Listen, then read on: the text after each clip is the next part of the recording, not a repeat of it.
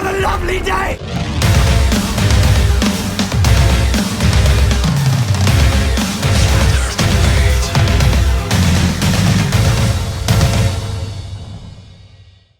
Welcome to Flat Earth Debate Uncut and After Show. I'm your host Nathan Oakley, and if you are new to this channel, or you've not done so already, then be sure to subscribe and hit the bell notification icon to keep up to date with the Flat Earth Debate. If you'd like to support the channel, there is a super chat that runs alongside each of these shows while they premiere. There's also a PayPal, Patreon and crypto link in the info box below the video.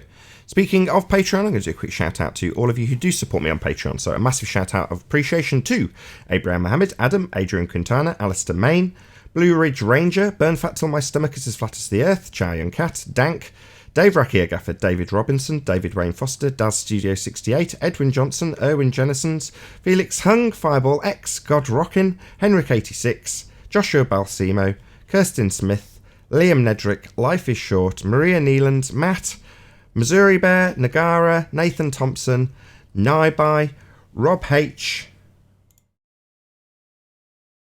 Skeptic936, Steve ALM, Texas Mike, TheFlatEarthChannel.com, The Real Gabster, Tina Baker, Tom Herkins, Unbelievable Productions, and Windrider. So a massive shout out of appreciation to all of you for supporting me on Patreon.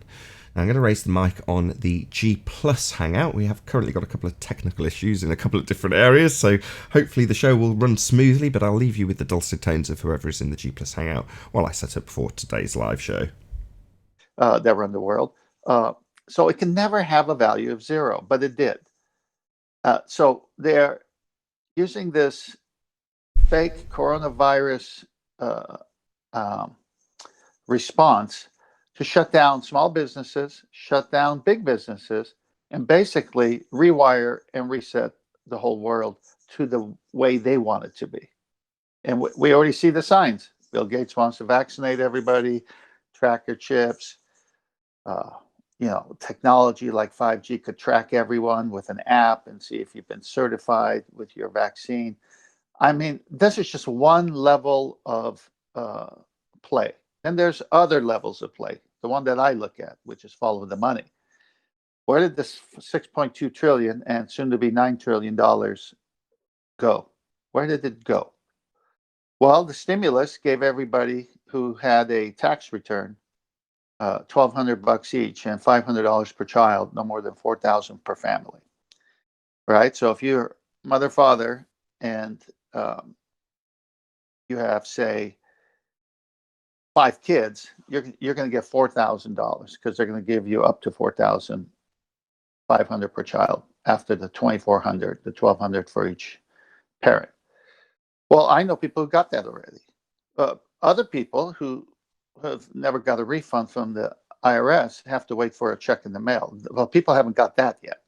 Okay, so those people haven't got it yet because the other one was directly deposited. So they're kind of keeping the sheep at bay, right? Kind of like, we'll get through it. Government's got it under control, blah, blah, blah. But in the meantime, this amount is no more than 400 billion.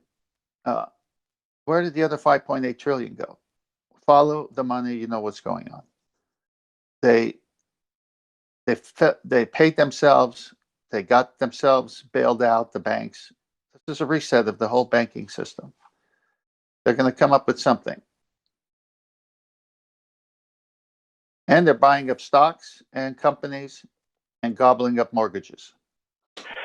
Well, I mean, during the 2008 recession, they actually didn't. They didn't give any. Well, I think they did give everybody a little bit of stimulus money, but not as much as they did this time. But most of what they bailed out was the banks. It wasn't. Remember that? I don't know if you remember that from 2008. I do remember that. I had just sold a property that had gone up in value, so I bought 2 other properties, one for rental, one to live in. So moved into the one that I'm living in and had an extra $30,000. I said, let's just go and fix up the rental property, put the backyard in, cement, concrete work, the whole thing. So we can rent it for a good price. So we did. So instead of improving the house we live in, we improved the rental property because they're kind of like an income machine for us. Well, we rented it, and then it came, the crash. Well, the value dropped by half. The banks got bailed out.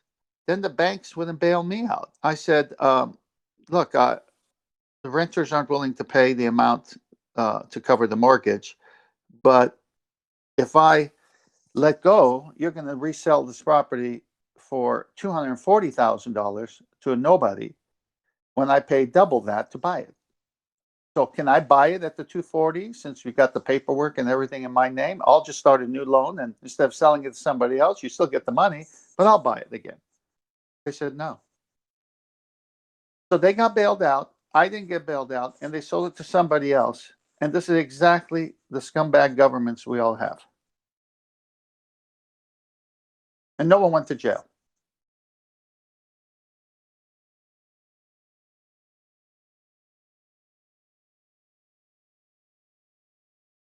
I had to wait 2 years for my record to clear. I did something I'd never done before in my life, not pay for something. I had to go let the property go.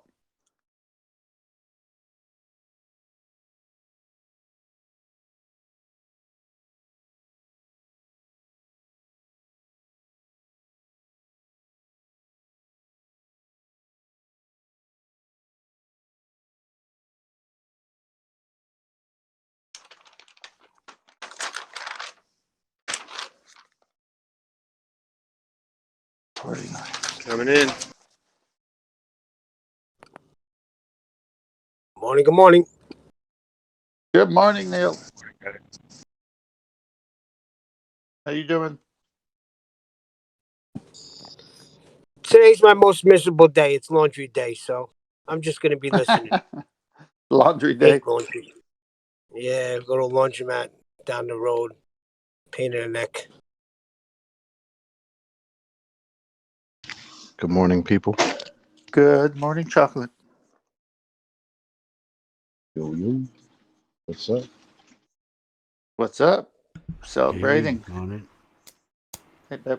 Got a technical issue. Can't get my video to play. Faffing. Running out of time. 5 minutes. Yep.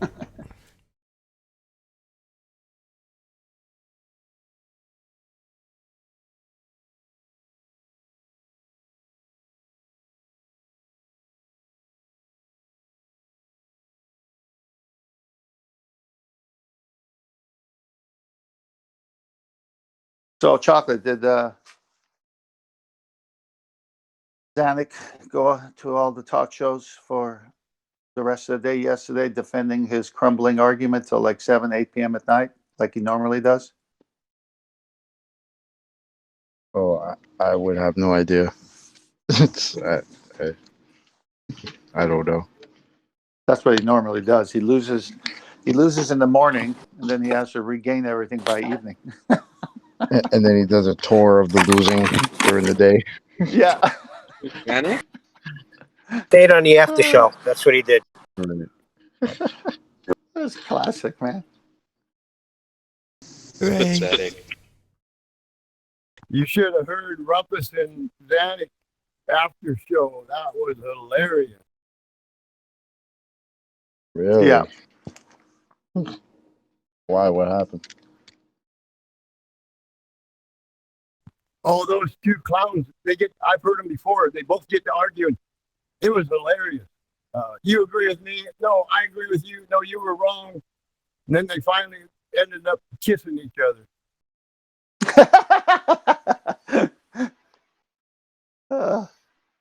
Ended up what? Each other?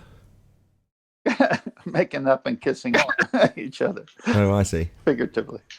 Oh, that's funny. I expected that to happen. I remember the show. I wish someone has it. Chocolate, you might remember, where Rumpus comes on and says, I'm the smartest baller out there. There's only one or two that even comes close to me, but I'm the smartest.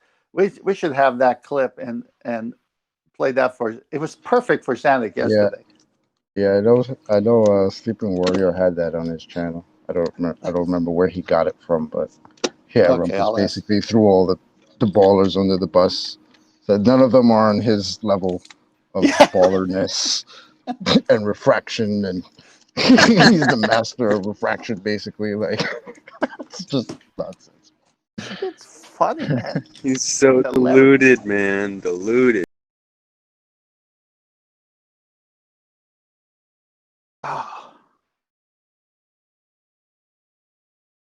I love how the master of refraction had to be told that he's been using the word looming wrong all these years. That's pretty funny. Yeah. By the subject matter expert. That's a Extreme. dab. Looming. Meanwhile, the Extreme. Dab. second That's a damn thermodynamics shame. doesn't apply. Yeah. Does it apply to the Earth, huh, Rumpus? Yep. I remember Paul fired back that show when it was live. So, Rampus, how did they discover it?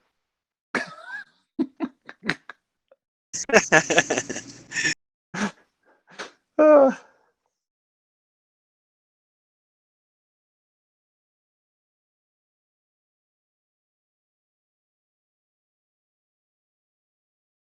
I wonder if Zanuck figured out yet if that tube that professor was using to talk about the second law, if he figured out if it's a closed system or an isolated system yet. valve. There's the valve in the sky. Valve is the force. Valve is the force. No, they thought Christians were crazy when we said there's a firmament. They believe there's a valve.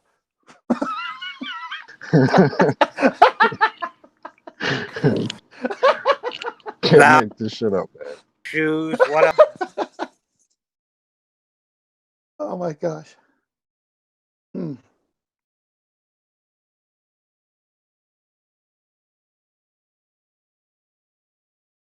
Oh, it's too funny, man. I loved yesterday's show. That was great.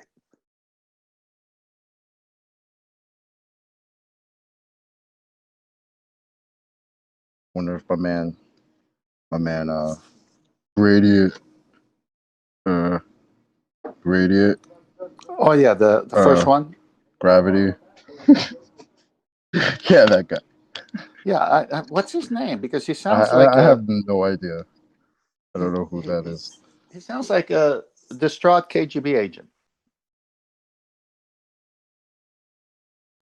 Oh, what a day! What a lovely day!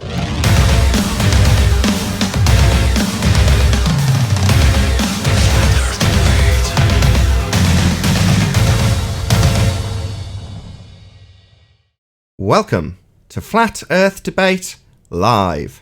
I'm your host Nathan Oakley, and if you are new to this channel, or you've not done so already, then be sure to subscribe, hit the bell notification icon and join button if you'd like to become a Nathan Oakley 1980 channel member and keep up to date with the Flat Earth Debate. If you'd like to support the channel, there is a super chat that runs alongside each of these shows while they are live. There's also a PayPal, Patreon and crypto link in the info box below the video. Most importantly, if you'd like to join the discussion right here, right now, simply mute the page you are currently watching, then click the link in the info box below this video to join the panel and express your views on the nature of Earth. If you do join, please don't swear. If you do, you'll be ejected. And if you are, please don't try to rejoin the stream using sock accounts. You'll be warmly welcomed back on the next stream. Please also share the show on social media. Sharing the show obviously increases the live audience, but this in turn increases the chances of a more diverse panel. So please share the show on Facebook and Twitter. And one last time, if you're new to the channel or you've not done so already, then be sure to subscribe, hit the bell notification icon and join button to keep up to date with the Flat Earth Debate. Now we are joined by 10th Man, Paul Hall, Chocolate Saying, Righteous Force, Bev Try Thinking, and a whole bunch of people in Discord. So welcome one and all. Good morning. Hello. Hey. Good morning, good morning. Let's crack on with housekeeping. Any signs of a physical Earth curve edge, formerly known as, quote, Earth curve? Not from the Golden Gate Bridge. Do you want me to start here, or do you Yes. want to get through the housekeeping first? No, by all means, Bev. So I'll just give the audience a bit of an intro. So Bev and I have been discussing before we started recording about a presentation he wants to make. And Bev's in the unfortunate position where the fundy zealots who we deal with on a daily basis simply don't want to talk to him anymore because his worldview and his demolition of their worldview is cast iron and undebunkable. And as a result of that, you have liars and deceitful people who are essentially changing reality, not wanting to talk to him. So, yeah. Hi, Arwin, first of all. Hello. Do you want to give us a background to what's led to your tempered rage in this regard, or who, or whatever you like, Bev. Go ahead. Mike's all yours. There's no rage involved. I would like to thank people for this. But there came a point a bit ago where somebody made me question something I said, so I had to find a proof for it. Now, in my search for the proof, now what was questioned was my understanding of the word level. Now, I immediately said that level was horizontal off the top of my head because it was a natural understanding. But that when somebody made me question that, I had to find a proof that it was true. So that's where I've been on a search, let's say for over a year, just on how to prove that level is horizontal. It seems ridiculous because it's a known fact, but obviously there are people out there that believe it curves. I mean, it has to in their model. So I've finding some way of working out how to prove it to myself. I've come up with a couple of ways. I mean, they're very simple, some of them, as you would expect, because it's a known fact. So yeah. Well, I guess that's basically is. It's just my journey to prove something. Now, along that journey, you also have to have an understanding of what a proof is, and I think that's where this sort of it triggers these people most, is the fact that you may have a proof that's stronger than their proof, or your understanding of proof ends up being questioned when you begin to question. I guess you're questioning yourself, and you're questioning your understanding of reality, because that's what this comes down to, really. The question of, is it a round or is it a flat, it's irrelevant because we're all living in it. So it's you are questioning your reality, basically, and you come to conclusions, and then whatever conclusions you come to, they become your proofs. Now, if you want to think that they're strong proofs, then that's only you can question that, and that's where I've come to. So I've gone right back to proper basic stuff and started from what I understand from myself within this question, because when you start along this journey, it starts really strange. Is level horizontal? Well, yeah, but you end up questioning, is a straight line straight? What is a straight line to you? What does that mean? And I think that's where it is, the understanding of what you understand. It's a strange thing, which goes way beyond the subject matter, let's say. It's all about you. Yeah, the question was, is level horizontal? If level isn't horizontal, then what is it? And within that, let's say, I come to understand, if you want to work out what's level, you need a reference. Now, luckily, I've had a bit of experience within the building trade and surveying. So level is a distance from a datum. Now, that datum is a point, but it's a vertical rise to a different horizontal plane. That's what level is. It's the distance between certain things. Now, the most fundamental level that you ever have is water. Water level is your datum. So the water horizontal, because like that sounds simple. I mean, if that's your datum, if that's what level is, then level is horizontal. But I mean, how can level be horizontal? In the water level be horizontal if you live on a ball? Quite simple to me. Logic. You don't live on a ball.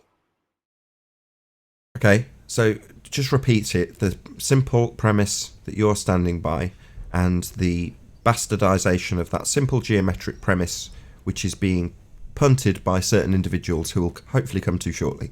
Just repeat the main premise and who stands in opposition, or what they are in opposition to.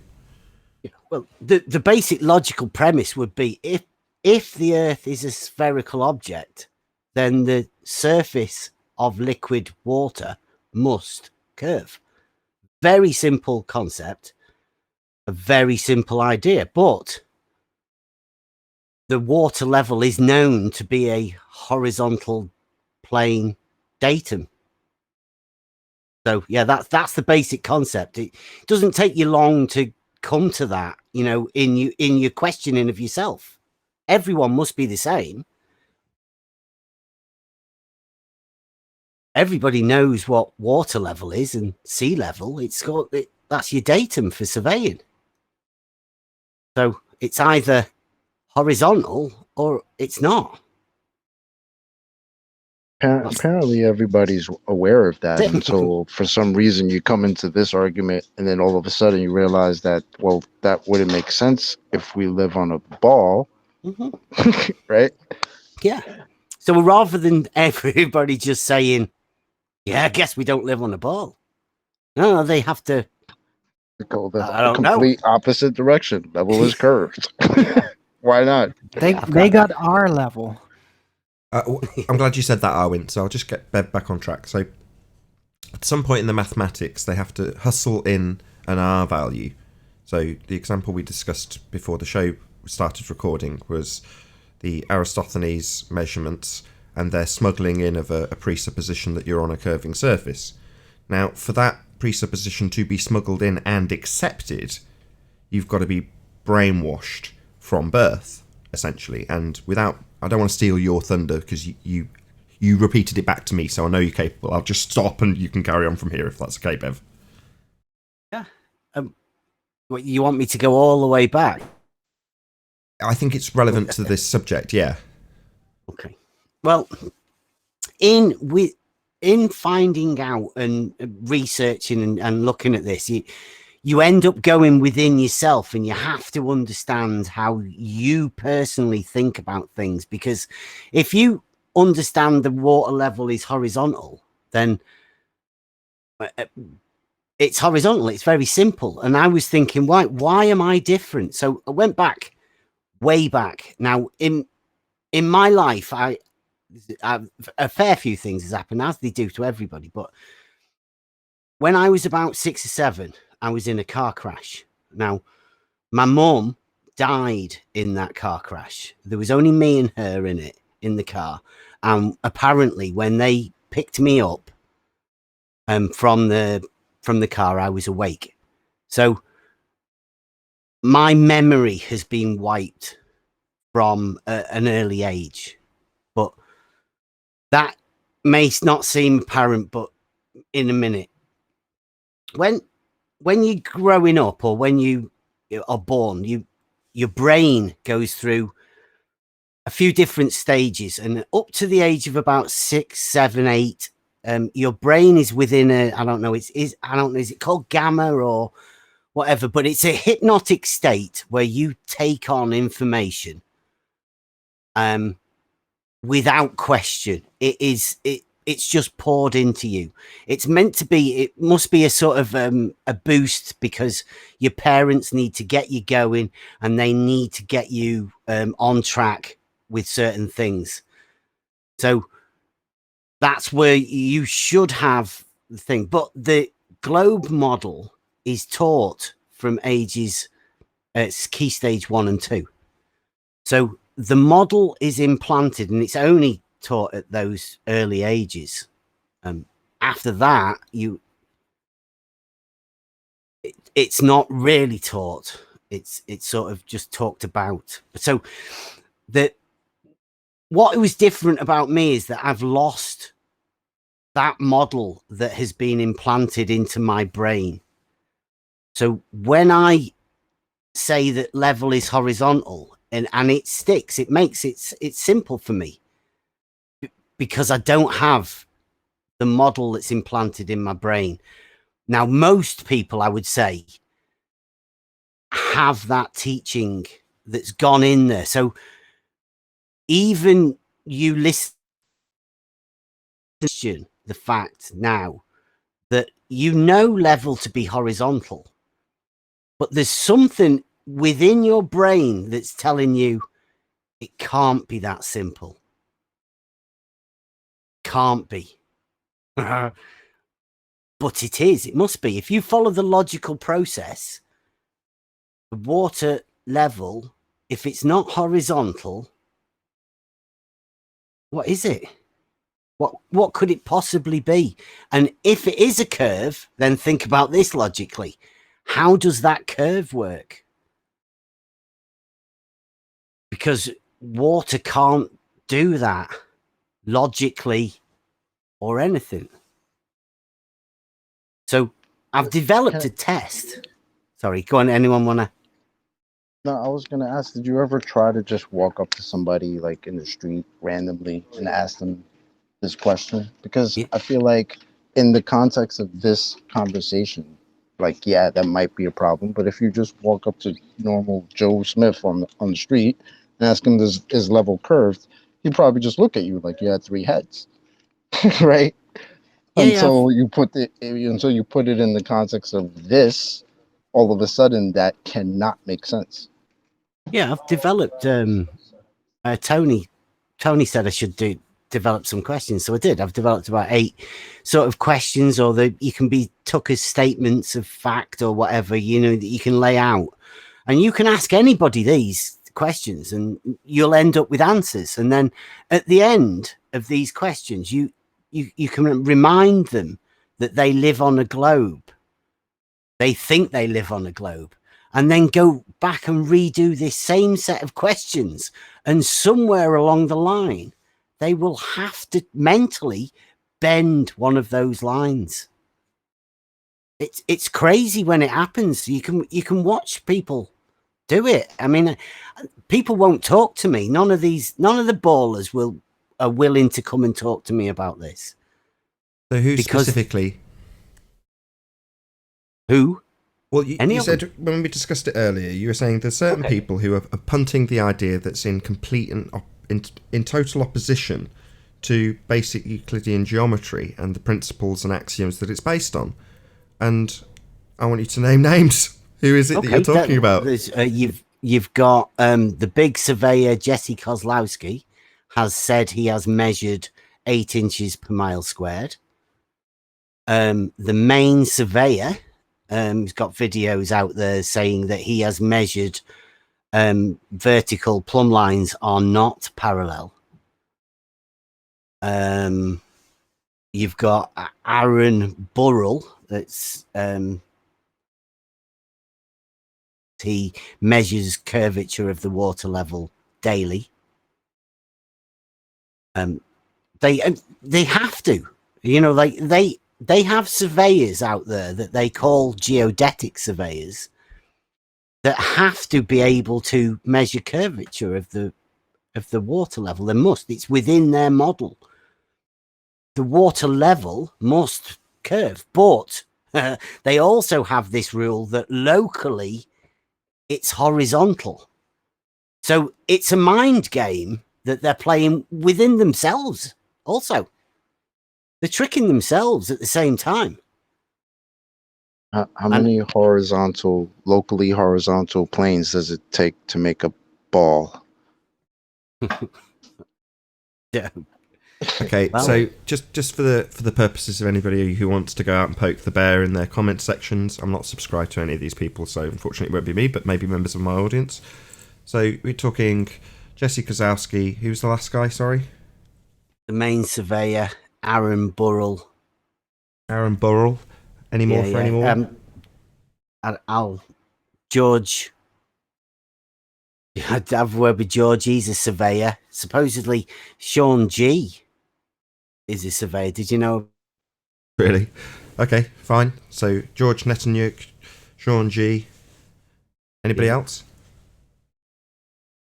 I will talk to anyone about this test, right? Because I think I have a water. It's all it is just a few hose pipes. Okay, just talk us through your test then. Start from the start and end at the end and all that good stuff. Okay. Well, have you got them pictures? You know, because basically you have to understand what a water level is. The tool, the basic water level tool. Okay. Do you know how to share your screen so you can present these pictures? Before we get into it, let's get this. I got them through the. So on your Hangouts page, top right hand corner, 3 dots. When you move the mouse over the page. Google Hangouts. Oh, wait a minute. No, I'm all over the place here.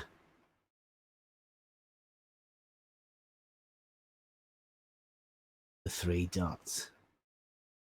So okay, I'll hum some elevator music. You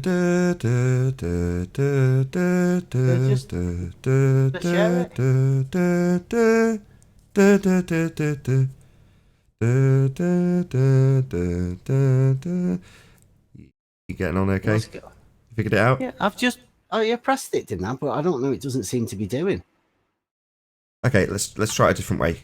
If you can you share them in Skype, and then I'll get one of the other members of the panel hopefully to present them for you. I put them in Skype, didn't I? You put them in Master B. Okay, B. perfect. Yeah. Can somebody pop into Master B and just bring up the pictures from Bev, please? I can see them. I'm going to have to get a bit better with this. That's okay. Screens No stress. It's all good. Anybody on the panel winning? Anybody at all? I'm trying, Nathan. Hang on a second. I'm trying to get to it. I'm back. Okay. Oh, somebody's on it, it looks like. Yeah. Righteous is on it. Thank you, Righteous. Doing some videos and stuff to try and explain it a bit more. But basically, a water level is just a long hose pipe or something like that, as long as you can make it, and you just fill it up with water.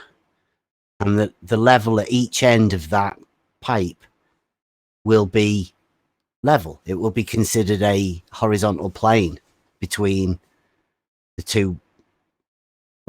Just the water level. It's that, that's how it works. And so the question to the surveyors and all of that has always been how long can you make a water level piece of hose pipe?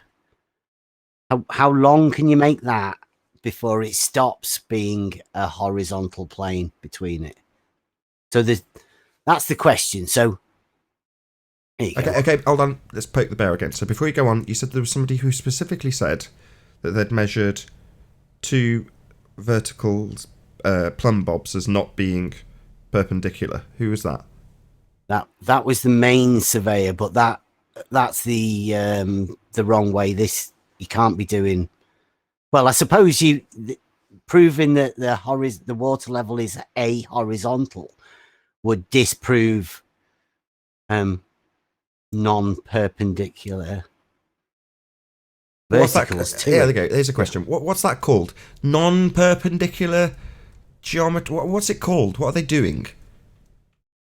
Oh, I haven't got a clue what that is. That isn't even any geometry. That's just they're just bending plumb lines. They're just. I don't know whether I honestly don't even know what that is, even geometrically. Sure, I mean, they're mathematically, just extending a radius. Really. Exactly, they're extending a radius precisely. But what on paper, mathematically, that's what they're doing. They're smuggling R when they stick their sticks in the ground, right? And they just presuppose that the distance between them is bent. But when you actually claim something that violates geometry in terms of what you've got on screen now is something that's demonstratable and bloody obvious, if you ask me, but it's not obvious to people, and that's why you've got the mic currently, because obviously at some stage what you're demonstrating and what is, you know, a rule that's utilized to build things is being violated by these small handful of individuals on the globe side, and they're utilizing our base level programming when it comes to an assumption that we are on a sphere because we've been told at birth.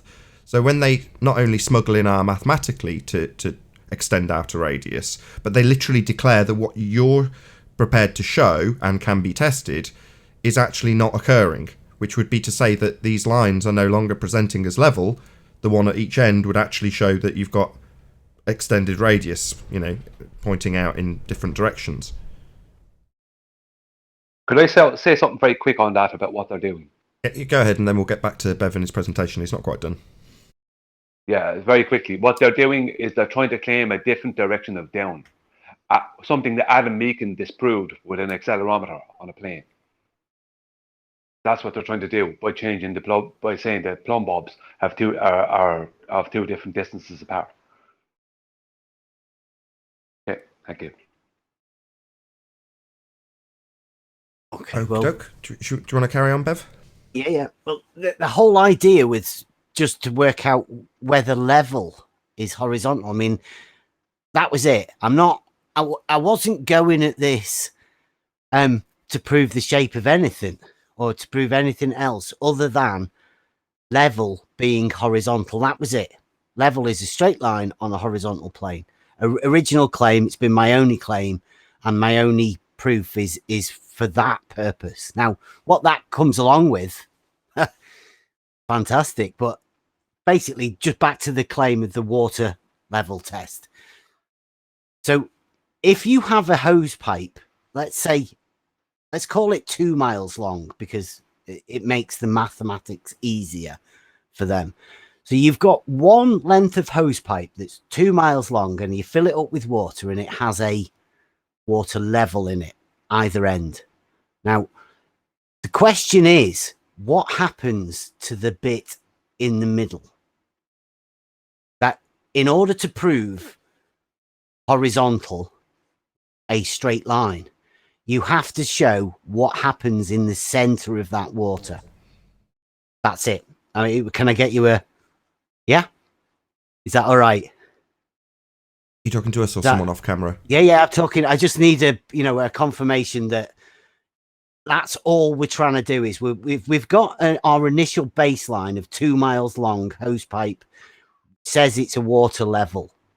Now, in order to prove horizontal, which is a straight line, you've just got to prove that the center of that particular water is no higher or lower. True? Yes, absolutely.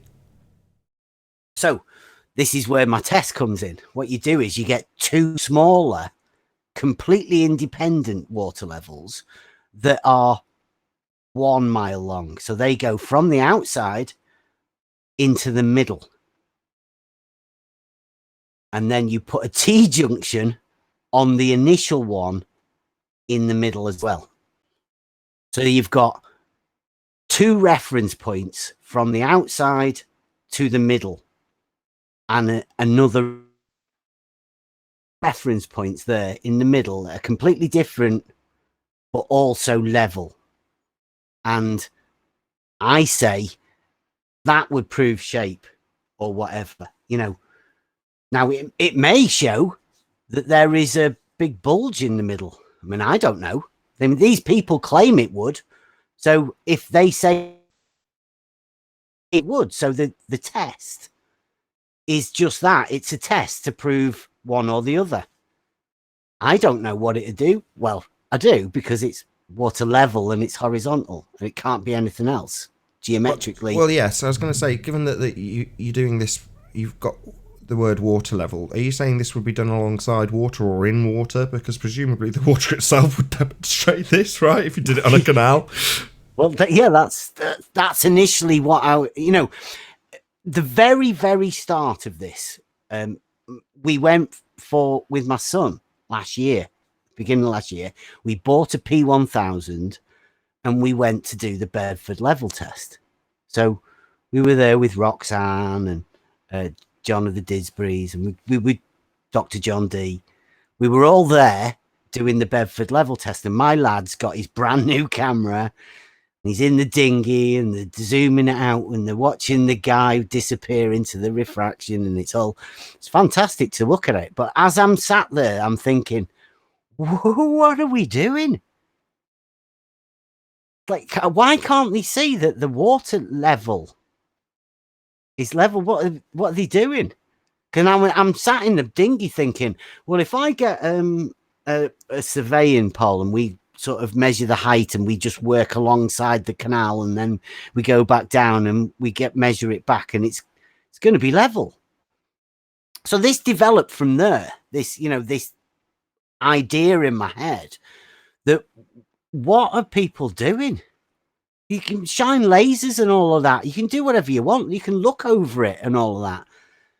But that all you have to do is prove that the water level is horizontal. Surely, any other sort of test or whatever with you can look down it and you can't see things and all of that. Well, water level doesn't need a line of sight.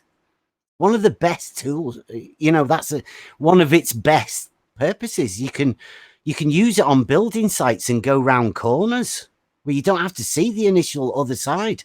Once you know it's level, then both ends will be the same level, horizontal, plane. Gotcha. But given that even in the geodesic surveys outlook of things, they're saying that in a local area, and this accounts for why it's useful for building, you are dealing with level, but over a vast distance you're not. And you're saying by extending out this principle and showing that individually on your two separate U shapes, they're showing level. So obviously this section is level as agreed on by the geodesic surveyors, and this second section is also level. And then you've got a reference between the two with the T section that's running the full length. You're confirming that both locally and overall water is level, meaning horizontal, because that you have to tag that on now, because there's people out there that think level curves, right? Gotcha. So now you have to add an extra tag on the end of it, and you may even have to add tag on straight, and then have to define straight for them as being free from curvature. Okay, but we're only having to do this because of the presupposition that's brainwashed into us, because these principles are set in stone and factual and useful and used. But the fact that we have to argue about them is merely down to brainwashing. It's not down to any principle that's actually ever been violated. And there are people out there claiming that they can violate. Yeah, you're only arguing against the model in somebody's head. You're not arguing against reality or anything. It's, that's plain and simple truth of it is, you're arguing against somebody's imagination of what must happen. Must happen on their model, which they think they're standing on. Yeah. Sorry, Okay. but people, most people are, even most flat earthers that are thinking, So correct me if I'm wrong. Is Slice Arcane not doing something not too dissimilar to this? Well, Slice Arcane did one a year ago, I think, or a bit of time, and I personally think that was designed to fail, because too much pressure and too many joints and all of that, just whatever. But he's supposedly refined it and redoing it. He's put a video out of how he was redoing his test, and he seems to be using a series of small water levels in the U shape, and all linking them all together somehow. I mean, he's talked to me on Twitter at least and said that his water level test will prove curvature, but he won't come and discuss the different water level test. So, designed to fail in terms of its physical makeup, its practical application. How do you mean? The first one he did with hard pipes and you know, like a bathroom hard pipe type thing. But and as you know, like when you do that and you have a head of pressure on water, all you need is to put 1 meter, 2 meters, loose cracks at the bottom, then water will leak out, and you know. So that it leaked, and it was inconclusive, his first one. But his second test is different. But I mean, again, his video doesn't really say much, and he can't really. He won't come and talk to me about how his test works and the difference between his and my test and how they would work or whatever. I mean, I would really love to talk to anyone about this test, because I think, quite rightly, it goes to prove that the water level's horizontal. But like you say, that's known. I mean, the one of the things that happens, you know, like strange coincidences, that I live in Lancashire, and there's a Leeds to Liverpool canal. That goes from Liverpool docks down at Vauxhall all the way through the South Lancashire coastal plain to Apley Bridge. That's 27 miles meandering or whatever, going past Mills. It goes past Liverpool Racecourse, you know, Canal Turn, Aintree. That's the canal that goes. So there is a 27-mile stretch of water, 15-mile as the crow flies, of canal in where I live, that, I mean, no locks. No locks. Free from None. locks. 15 miles. I was going to ask that. Was going to be my question. 0 locks. So it's flat. So they've engineered it to be completely and totally flat the entire way. That's 17 miles as the crow flies. I did not know that. Yes, 15 miles. Well, it must be, mustn't it? I mean, that when they filled it up with water, they must have made it horizontal to know that the water level would have been one bit. I mean, you also know that on a canal, the locks are a transfer system of the water level, because you need to go up in height. So you need a lock system to do that. Now that works water pressure and equalization of the water level. That's how you transfer boats from one level to another. But every one of the water levels in a canal, they're all horizontal planes. There's no curvature. If there were curvature, you wouldn't need locks. You'd just dig it a bit round a bit more and you'd be able to get over the curve, wouldn't you? Right. I mean, it just doesn't make sense logically. Okay. So do you want to give us a summary of what you've just said? So you introduced it, you've gone through it in detail. Now, if you can summarize it and hopefully poke the bear a little bit more. Well, but simple, very simple logical argument. If the Earth that you think you live on is a spherical object, E, then the surface of the liquid water on that must curve. Must. So that would mean water level must curve. Now, ask yourself, if water level isn't horizontal, how do you define it? And if it's a curve, you must know how to define a curve. Sure. Rate of drop from a horizontal reference frame. If you're measuring it from the outside, you would need a tangent and a drop. Probably you'd need a perpendicular from the tangent to get a dimension. I only know how to use Euclidean geometry to measure things. and Euclidean geometry is the geometry of reality. You geometry to measure the world. Even even the we call them geodesic surveyors. I don't think they're a thing, Nathan. They're a plane surveyors. No, they use levels. Those levels are horizontal. So plane surveyors are the ones that you see all the time. If they're using a tool, then that's a plane surveyor, not a geodesic surveyor. Okay, and the geodesic surveying process is what is essentially going to give you an end result of what's on screen now. The curve calculator. Oh, but I'd never use that. That just doesn't make any sense to me at all.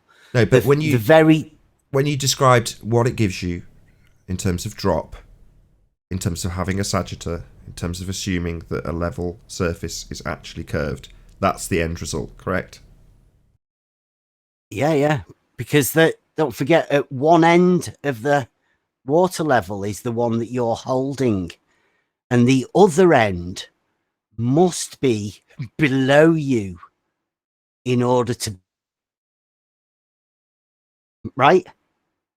It must be below you in order to be level on their model. If you're always at the top, it's like a water level is so scary for them because they imagine, this is why they always go to a spirit level, because they can imagine the center point and it being a tangent, right?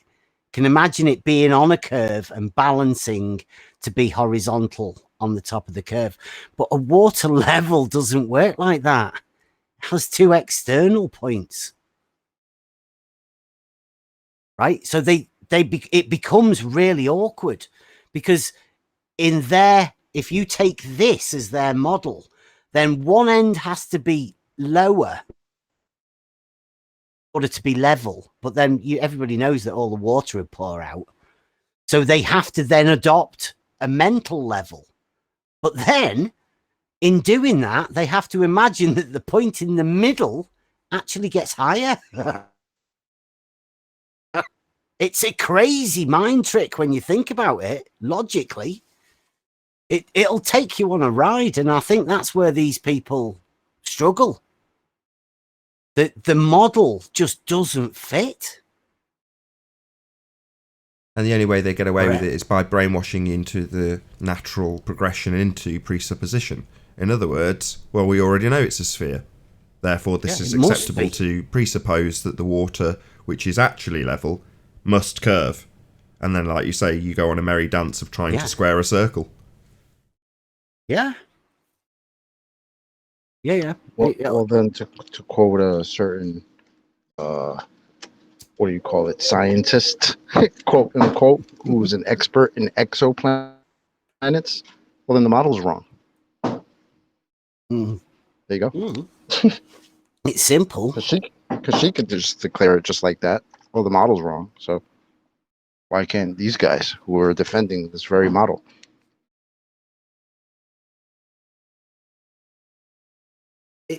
It leads you to question your sanity after a while, because literally I've had people telling me I'm wrong for a year.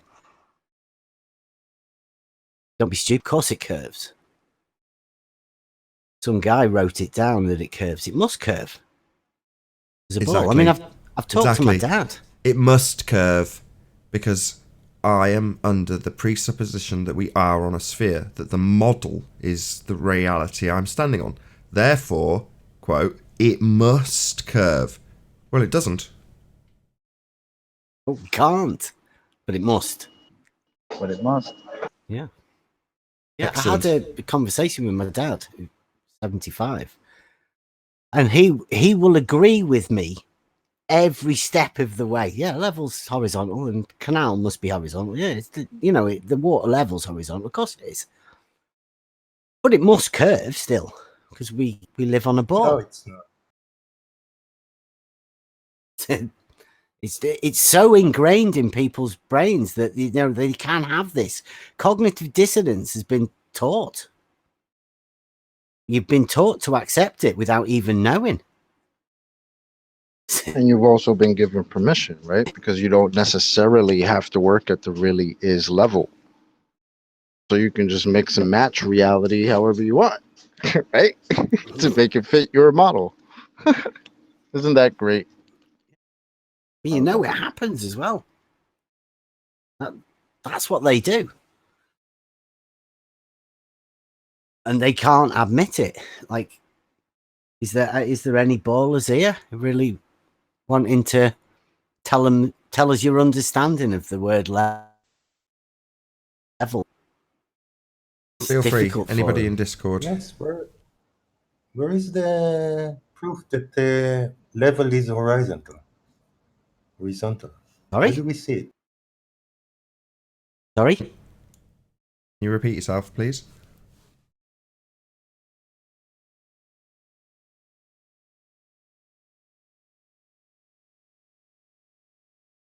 I didn't hear that. Maybe someone else? Anybody?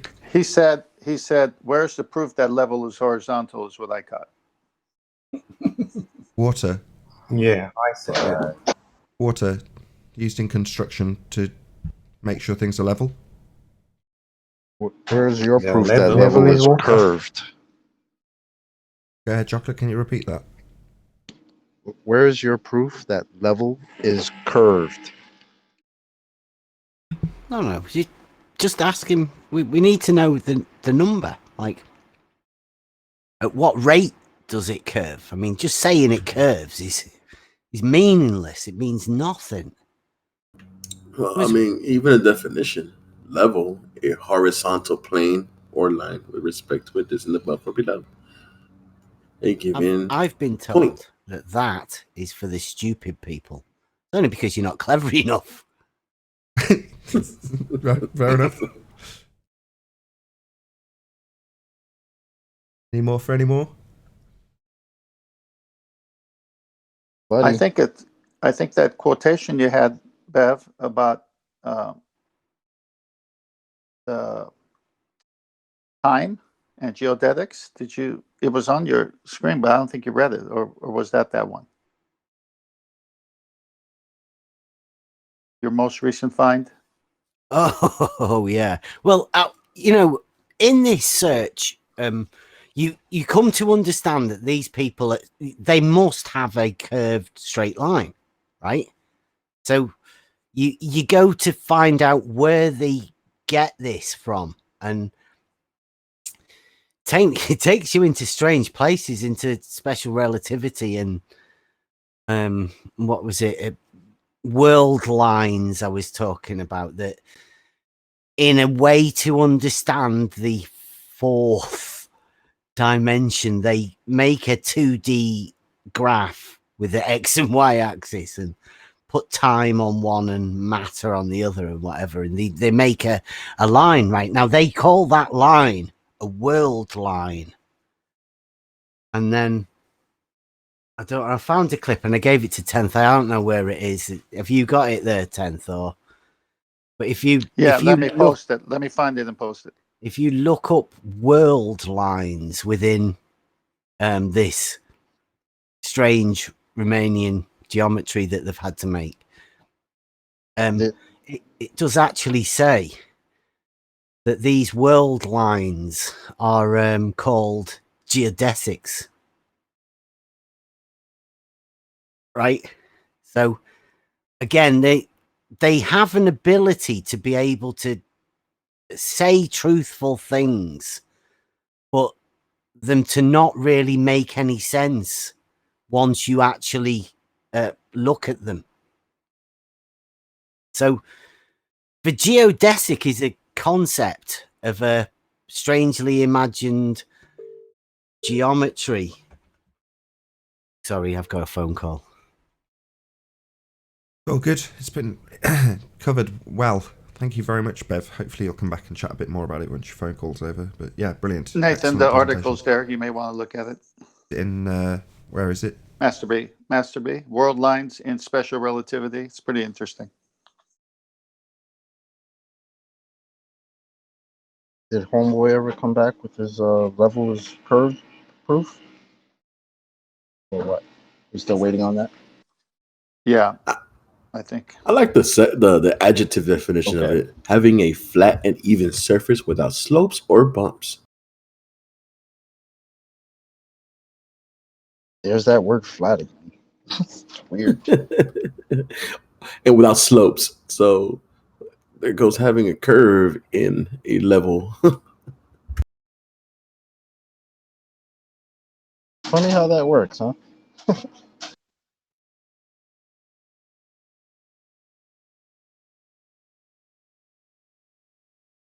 Okay, 10th. I've got it up on screen. Is there any chance you can read it? Yeah. So far, it's called world lines in special relativity. So far, a world line and the concept of tangent vectors in parentheses has been described without means of quantifying the interval between events. The basic mathematics is a theory of special relativity puts some constraints on possible world lines.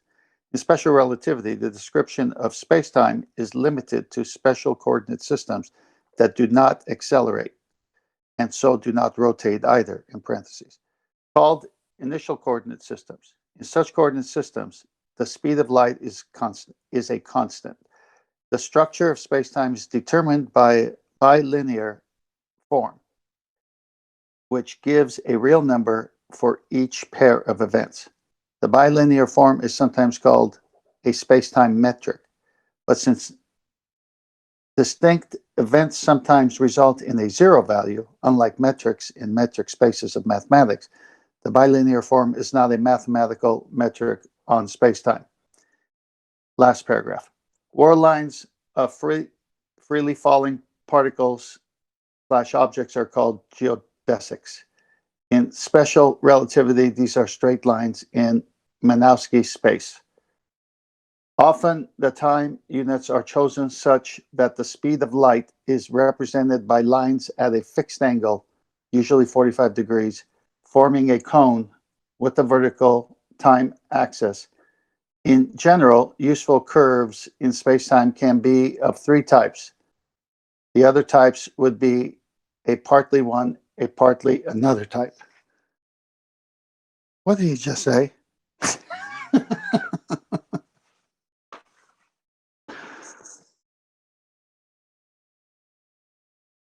He's describing This is not reality.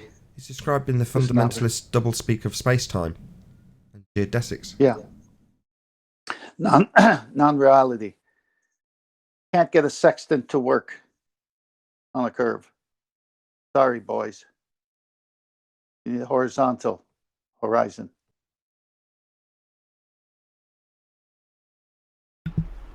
Sorry. You back, Bev?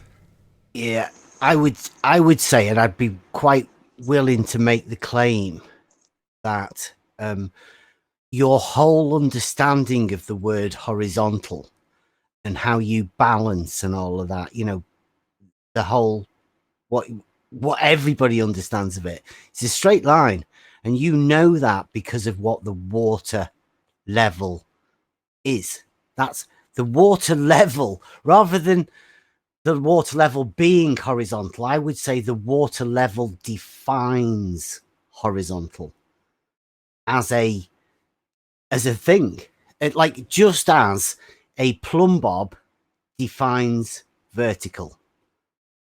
So you've got two different things there, two totally independent things that are known geometrically as being. Now, the very definition of a perpendicular is two straight lines meeting at 90 degrees. So, yeah, horizontal and vertical perpendiculars. You don't really need much more than that. Everybody knows that. Surely everybody thinks like that mentally as well. Right, but they're working outside of Euclidean and working inside of their newly utilised pseudo-Ramonian four-space conceptual medium, giving them geodesics, bending straight lines. Well, we're working Imaginary. within imaginary, working within conceptual mediums, what you imagine the world to be. And that's where the early programming of, well, of course it's a sphere, just understand that it is, works beautifully, because you end up with that resulting in a statement like, yeah, I understand that Canal's flat, but it must be curved. And then when you go to look into it, you'll get a doublespeak explanation about geodesics within pseudo, not real, sham, Ramonian force space. So there's an explanation given to you. It's not overtly declared as being fictitious, but the title is pseudo. And that is where you get your end result, which you described so eloquently earlier, cognitive dissonance, which is perfectly well permitted within this religious worldview of a sphere. Just going to do a couple of quick shout-outs, if that's good by you, Bev. Something pertinent before I do, because it breaks the flow slightly if I do super chat shout-outs. I'll take that as a yes. Okay, so shout-out to Unitox Femu, who says, it's easier to see shoe than curvature. And also a shout-out to Henrik, who just flat-out gives me money. Thank you very much indeed, both of you, for the super chats. Really appreciate the support.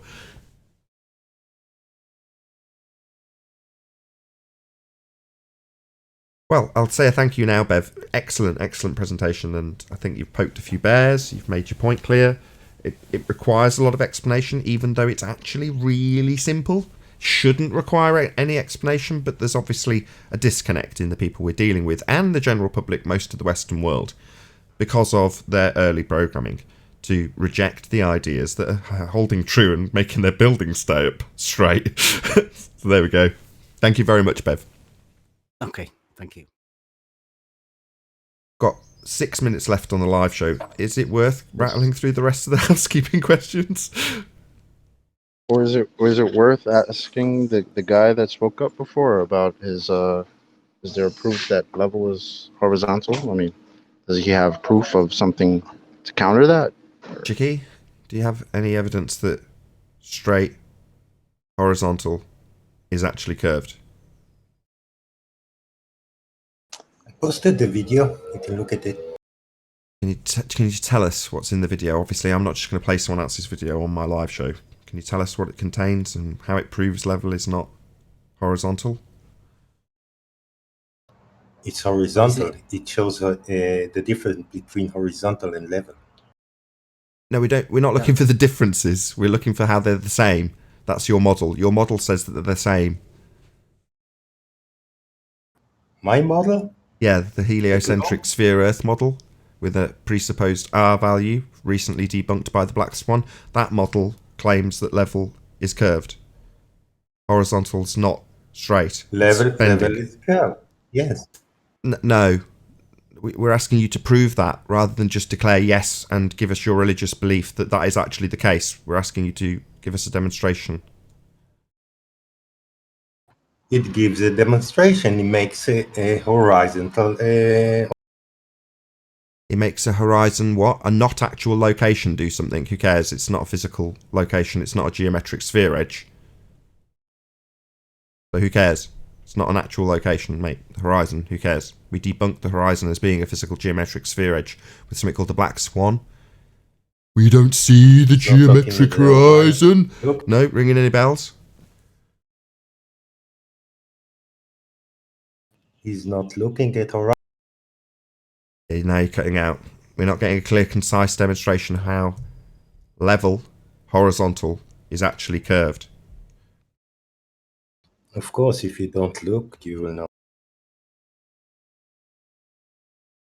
So the video he posted, it says, "Does the horizon always stay at eye level?" Sorry, what does this have to do with demonstrating that horizontal is actually curved? I'm not following. Nobody's explaining it to me. I don't get it. If it's utilising the horizon, that's not a geometric sphere edge. We've debunked that. So it's not useful for this. Bro, are you following the conversation? We want to know how level is curved, not does the horizon appear at eye level. So how is level curved? Over. Well, as levels would be, if your eyes were above the level of the water then to curve up to the eye level, do you?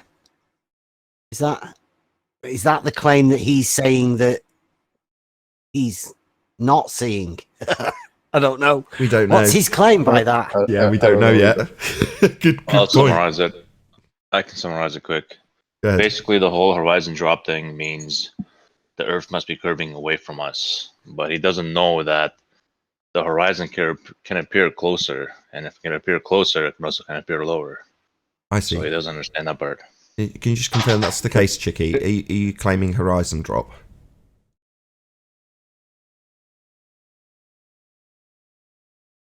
Yeah, of course it drops.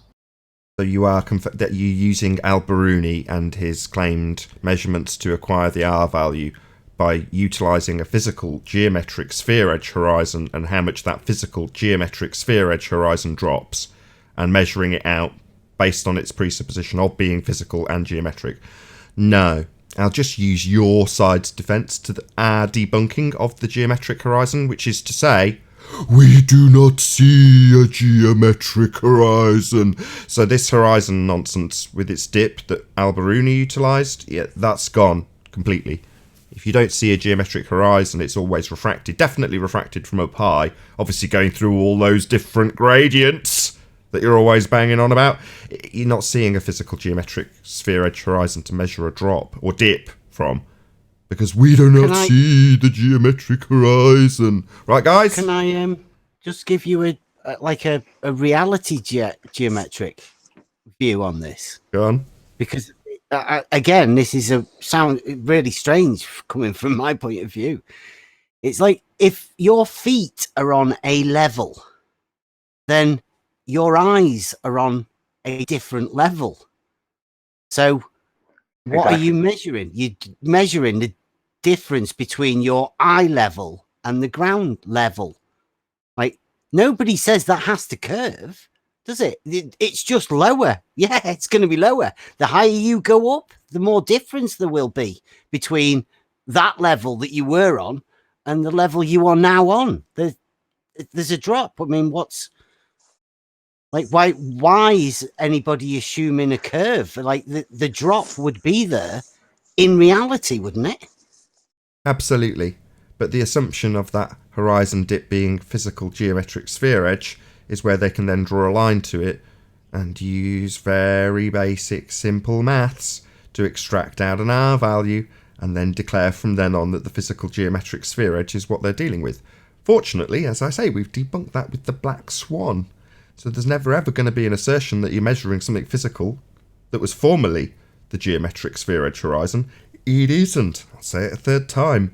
We do not see the geometric horizon. No one's ever claimed we do.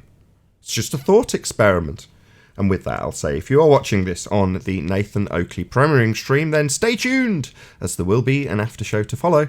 Unfortunately, if you're watching this live on the Nathan Oakley 1980 channel, this is where we bid you farewell. A huge, massive, enormous thank you to both Discord and G+ panels for making the live show possible, and of course a massive thank you to all of you in the live audience for hopefully smashing the super chat, liking, commenting, sharing, subscribing, and all that good stuff. Once again, stay tuned if you're watching on the Nathan Oakley channel, and I'll see you all in the next video.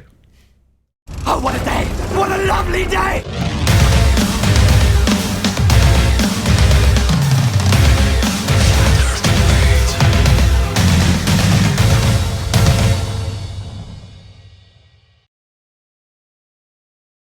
I just want to say that if you're in an airplane that's 6 miles above the ocean will stretch out so far due to the angle of vision that you have.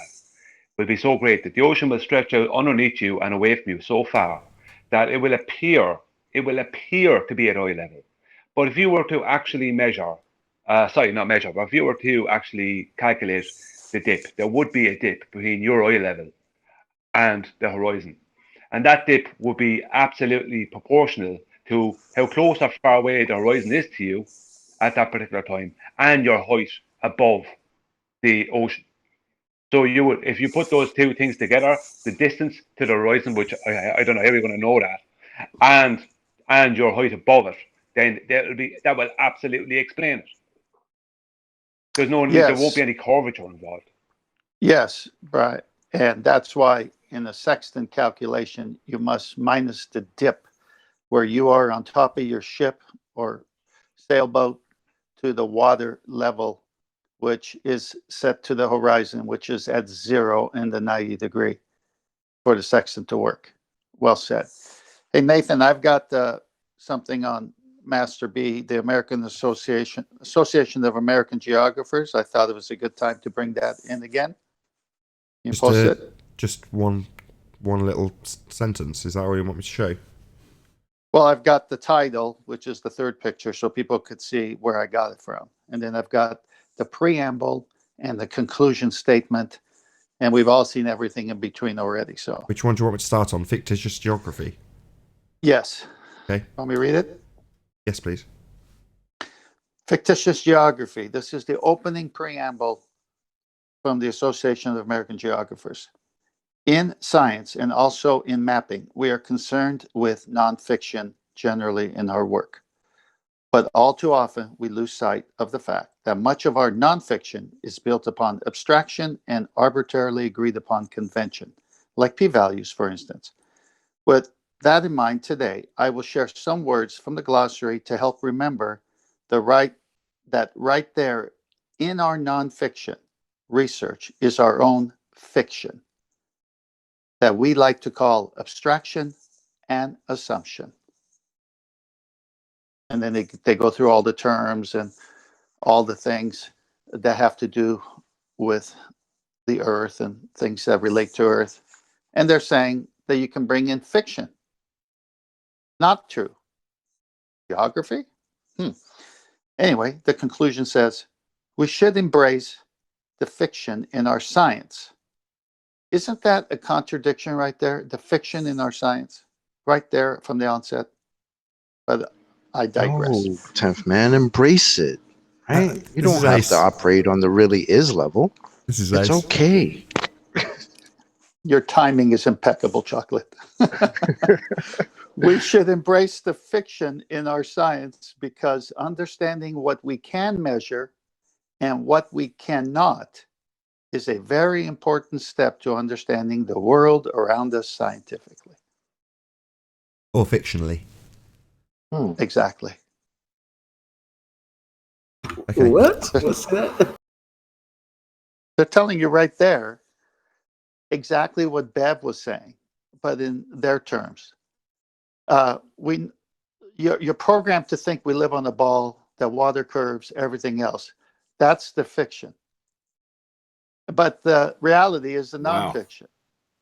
So then what happens is they have to somehow embrace the fiction so that early pre-programming ball makes sense to them. Bev nailed it. This nails it. Ball game over. They bring in pseudoscience. In absence of real science, they bring in pseudoscience. You gotta embrace the fiction, right? You gotta take geometric considerations, right? Can you imagine if your architect told you, look, here's the plans to your house, and I've built it on fiction, and I need you to embrace the fiction. It's going to cost you $100,000 more. And just throw some considerations into that foundation, but not actually anything concrete. Just some considerations into that foundation. Let's see how long that building lasts. Well, no. Ridiculous. Hold on. You don't need fictional concrete. You need gravity. Gravity will hold it. That's a really good force. Oh, I forgot the special sauce. Is the name of that architectural company Heaven's Gate Building Limited? Are they the ones that created your building?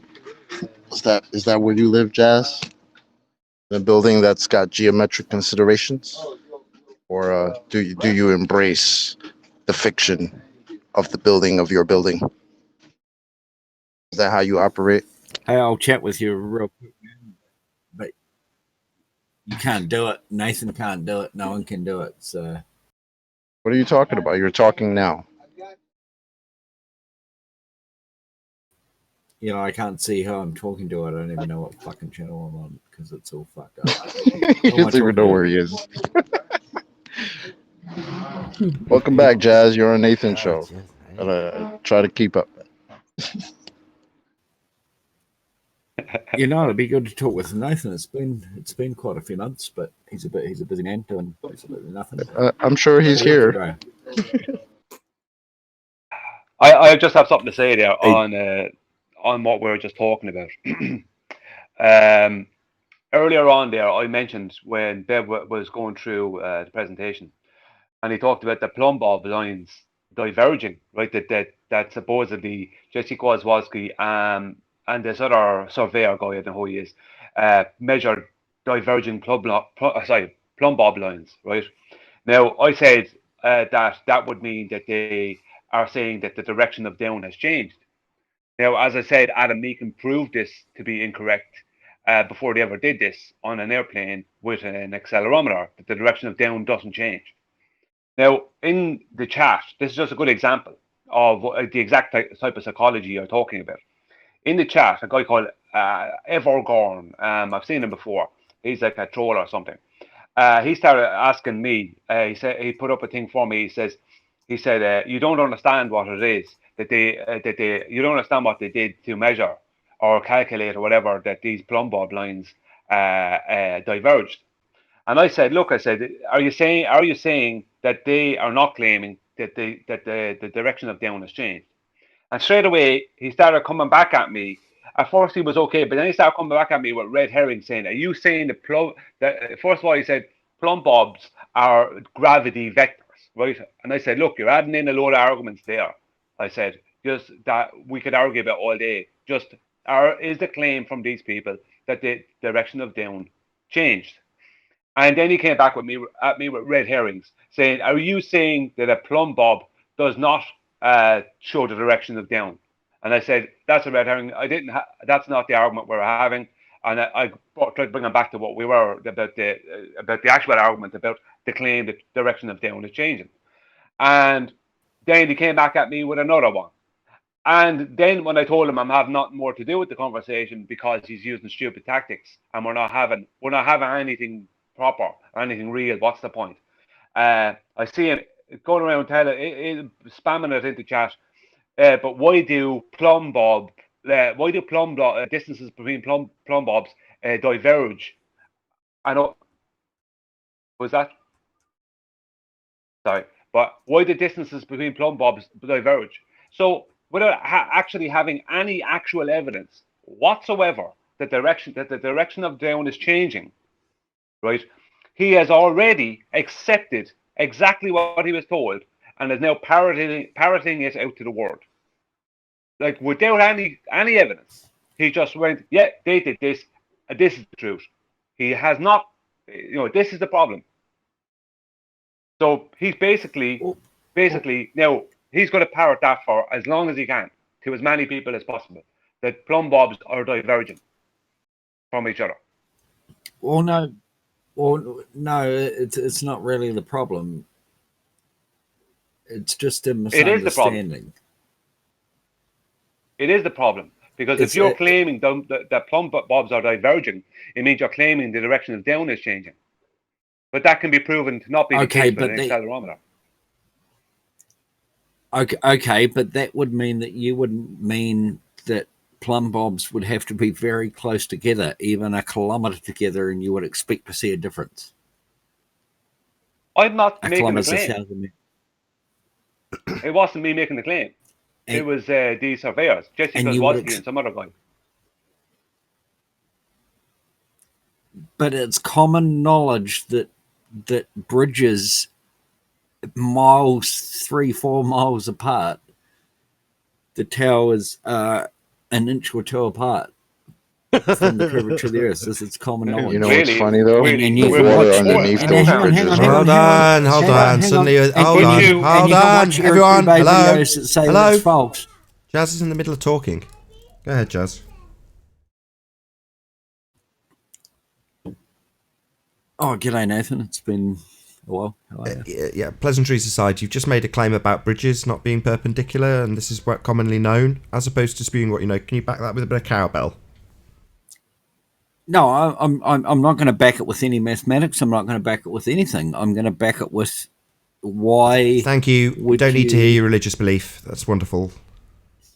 Okay. If you, Nathan, real quick, if you want to talk about a religious belief, why do you guys have to go out and preach to people? We were talking about. We were talking anywhere. about Hang on. Normal globe earthers don't have to go out and preach in parks. Well, they're generally You have accepted the by floor. the entirety of the Western world as having the correct religious worldview, though, aren't they? Even though it's incorrect, generally speaking, most people, without any cowbell, will assert nonsense like bridges are actually demonstrating that perpendicular isn't perpendicular, like you've just done, because it's generally the accepted worldview that you can have this cognitive dissonance, and that's perfectly acceptable. What you've just declared had no evidence, and you were more than happy to accept that that was the case just because your worldview dictates that's the case. No evidence, no cowbell, nothing. And they preach to you all the time. It's total utter bull.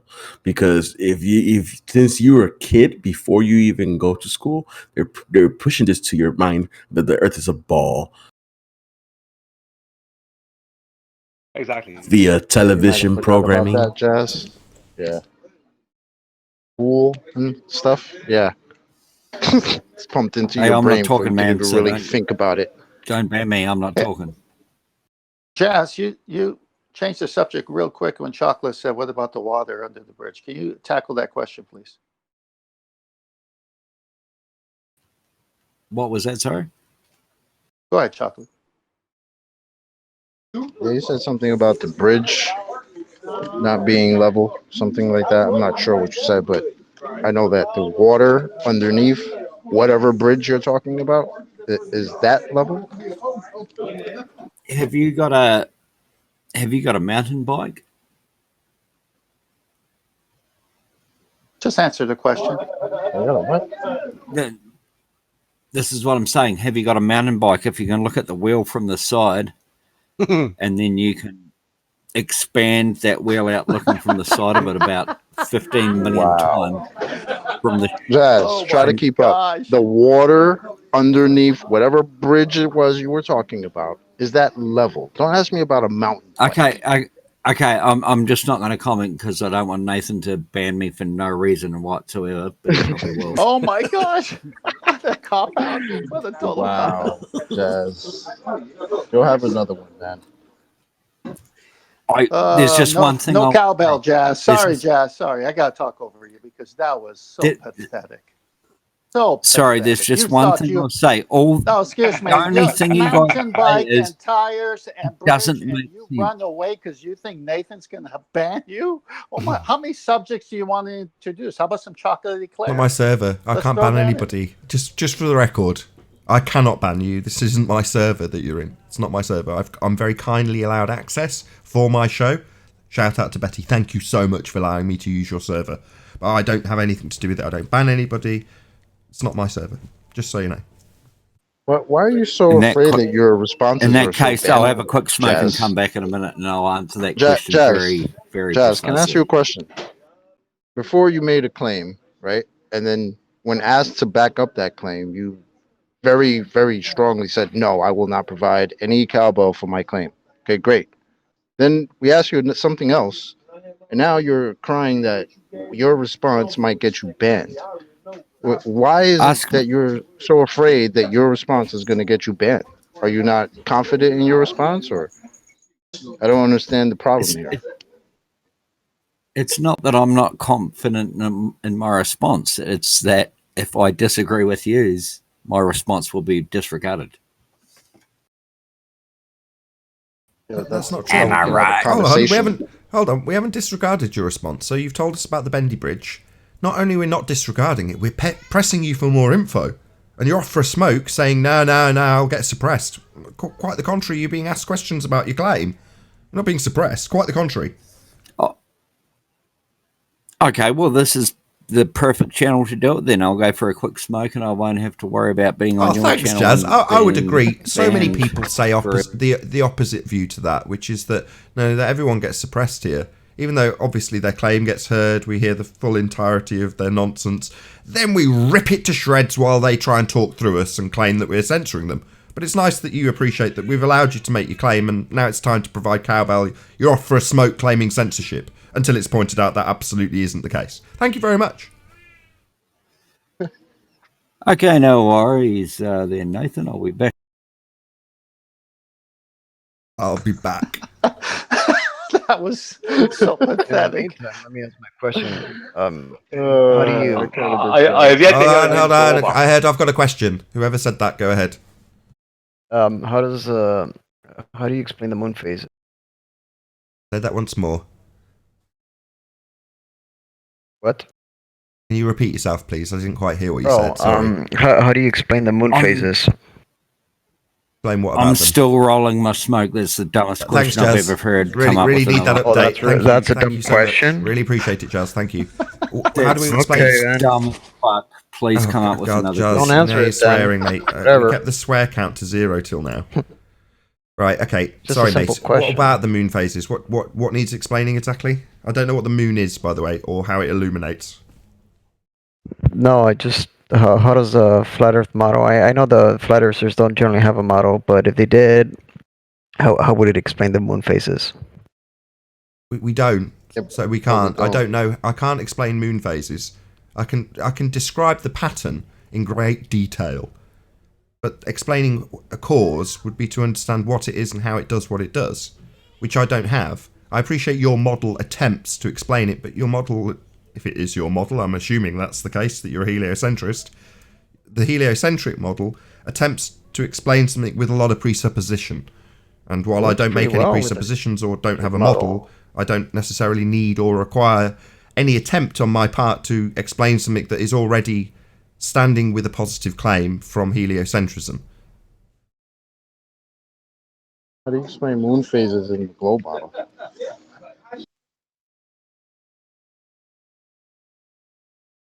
Let's just give him his answer. My honest answer is I don't know. There you go.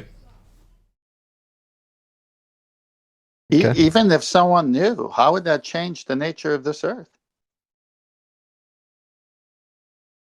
He wants to burn a model. He's made that clear. If we did have a model, it's like, what? If we won't immediately accept your straw man, what, are you going to try and weasel it in by going, well, if you did have a model?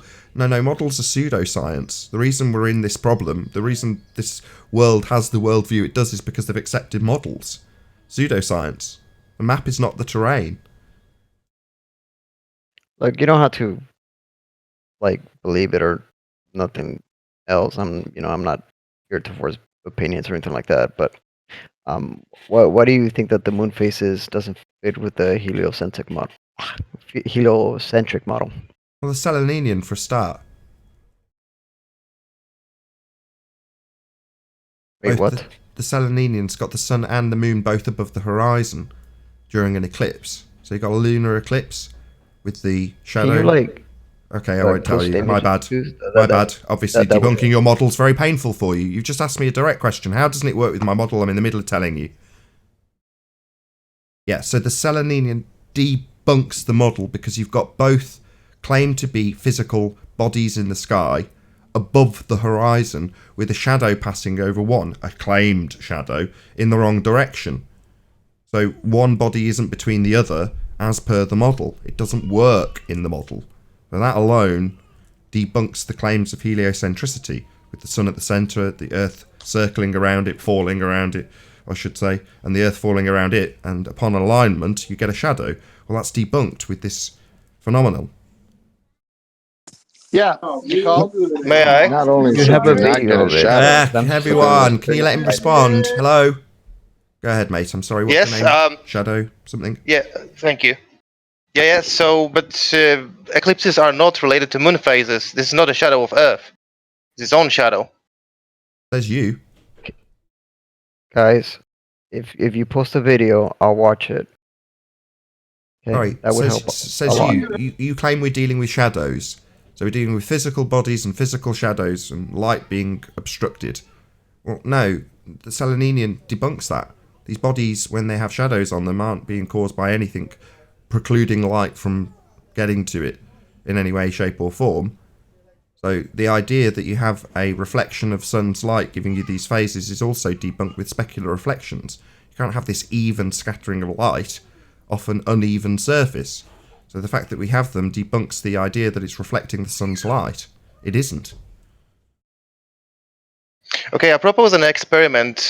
Whenever there is a moon during the day, if you take a ball in your hand and like look at the moon, you know that it's going to look more or less the same.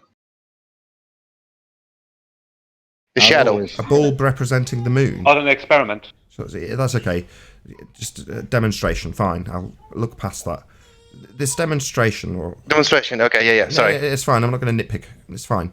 So, the bulb is representative of the moon. Yes, like if you point a camera at the moon and also take a ball in your hand and put it like next to the moon, the shadow on the ball will be more or less the same as the moon face. So what? Because you can correlate these two things, that means it is that? No. It corroborates at least a little bit, doesn't it? It's just a correlation. Well, obviously it's not causation. The shadow on a ball on Earth doesn't cause a shadow on the moon, obviously. Well, that requires a presupposition that Earth is a physical sphere-shaped ball in a vacuum, though, doesn't it? And we've debunked both of those things. The Earth is definitely not a sphere-shaped ball. We've debunked that with the black swan. And it's definitely not flying through any vacuum. We've debunked that by demonstrations of the second law of thermodynamics. So neither of those two presuppositions that you require to hold before you make that statement are true. We've debunked both of them. I mean, it might correlate sometimes, but what happens when it doesn't correlate? What, with like a Seleninian? Does that debunk it? But it does. Yeah, exactly. That was how I started this chocolate. What about when it doesn't correlate? You just whistle past that. Yeah, because I've seen it with my own eyes when it doesn't correlate. Sorry, he's saying it does correlate. So you're aware of this phenomenon, where both of these celestial objects are above the horizon. You're aware of that. Yeah.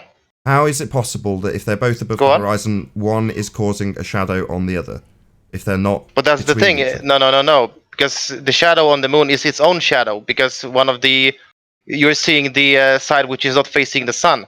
It's not has nothing to do with Earth's shadow. You're getting confused. You're describing moon phases. Now, in the moon phase moon model, phases. Moon phases have nothing to do with Earth's shadow. I understand. You don't need to repeat yourself through me. Okay. I hear you, go and ahead. I understand this. You're describing moon phases and a reflective light. I've debunked that with specular reflections, by the way. You didn't acknowledge what I said, but I've already debunked that. Now we're moving on to a different part of the same model that gives you a similar effect of shadows caused by bodies and their position with respect to each other in the same exact model. That would be the heliocentric model of physical sphere-shaped bodies. We've debunked that with the black swan. Flying around each other in a vacuum, we've debunked that with natural law. Just to get those two things. Again, no acknowledgement of either of those statements from you thus far. But I'll point them out for a second time. Again, I don't expect an acknowledgement. But we've debunked all of these presuppositions you are utilising to describe moon phases, which we've debunked with specular reflection. We're moving on to a different part of the model which does not correlate with this physical bodies giving you shadows and light reflections. So when it does not correlate, as in the Seleninian, you're going to ignore that? Because what it does correlate when you get moon phases? No, mate. So, just to summarise, because you've ignored all of it, we've debunked Earth being a spherical rock with the black swan. We've debunked that debunked black swan rock flying through a sky vacuum by demonstrating the gas we breathe would fill the available volume of space, as per the second law of thermodynamics. So your two presuppositions have been debunked to have this model causing light reflections, which have been debunked with specular reflections, giving you something that doesn't correlate with the model, even though those presuppositions have been debunked, which would be the Seleninian. Okie dokie? I'm going to post a video. Please watch it. So no acknowledgement of any statement I've just made, just I'm going to post a video. So let's take you step by step through it, mate. It's probably going to be painful for you. Do you understand, first and foremost, that we are not...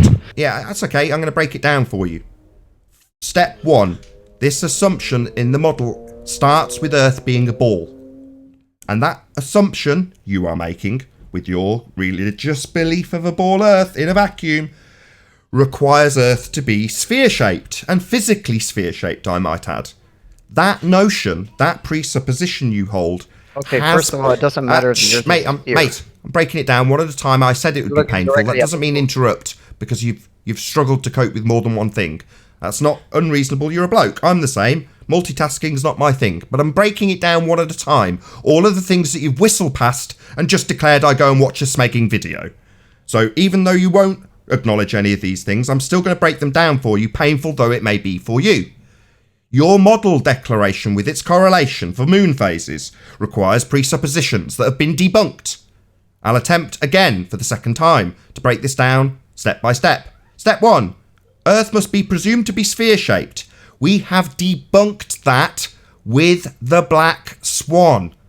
If the Earth is a sphere with a radius of 3959, then every distance to horizon measurement must be no more than 1.2 times the square root of the observer's height in feet. And we have demonstrated on countless occasions that the horizon is way beyond the physical geometry laid down in the first section of Modus Tollens, 3959 based horizon. Therefore, the Earth is not a sphere. Your presupposition with its R value is debunked. Do you understand that your sphere presupposition isn't tolerable because it's untenable?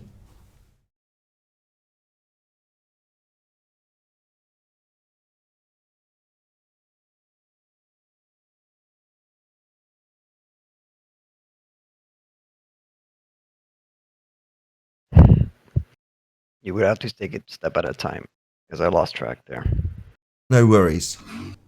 To assume you've got a sphere-shaped Earth, then the Earth must be sphere-shaped. It doesn't matter what shape of the Earth is when you're looking at the moon. Really? Well, in your model, you've got a sphere-shaped Earth giving you these moon phases with sunlight and Earth travelling around it as a sphere. So, yeah, it does matter because that's how this moon phase claim that you've made. Don't you understand your own religious faith? Because I'm having to tell you that your claim is based on heliocentricity, and you're now denying that and saying it doesn't matter about Earth being a sphere. In a heliocentric model with Earth as a sphere and the sun at the centre, yeah, it does matter, mate. Are you retarded? Because you're starting to piss me off.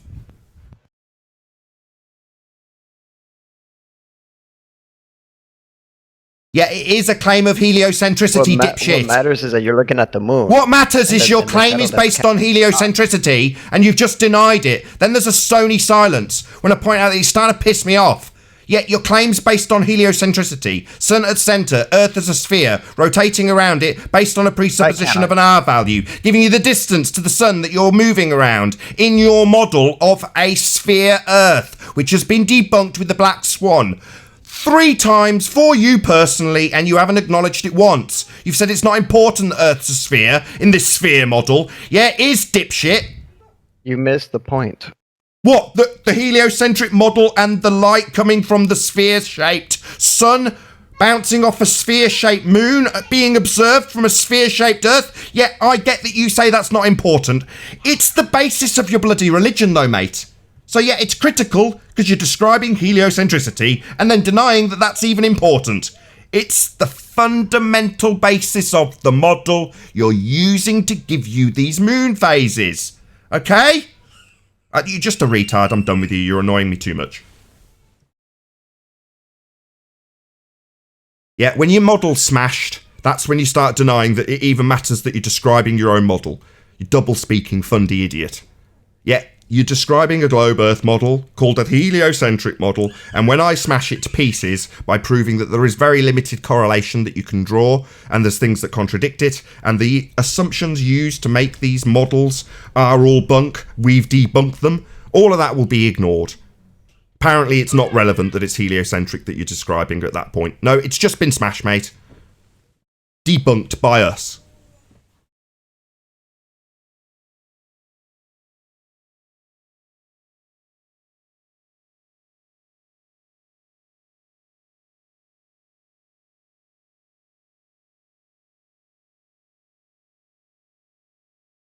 Be nice to know, though. I'd love to know what the moon actually is. I'd love to know what the sky is. I'd love to know what the sun is. I'd love to know what causes the various different, what you call shadows. I'd love to know what causes the moon phases. All of that's gone. No more sky vacuum, no more presuppositions of an R value and a sphere-shaped Earth with geometric horizon. None of that's tenable. So all of that's up in the air. And people, because I've smashed their model and reification of a globe, suddenly think that I'm the arbiter of what the sky and sun and moon are. And I'm not. There's no need for me to ever declare what those things are or put them into a model. I don't know what they are. I'd love to. I know what they're not. They're not balls of rock and fire in vacuums. Can I have a question? Hello? Yeah, go ahead. The point you mentioned about not being able to have, no barrier and a gas.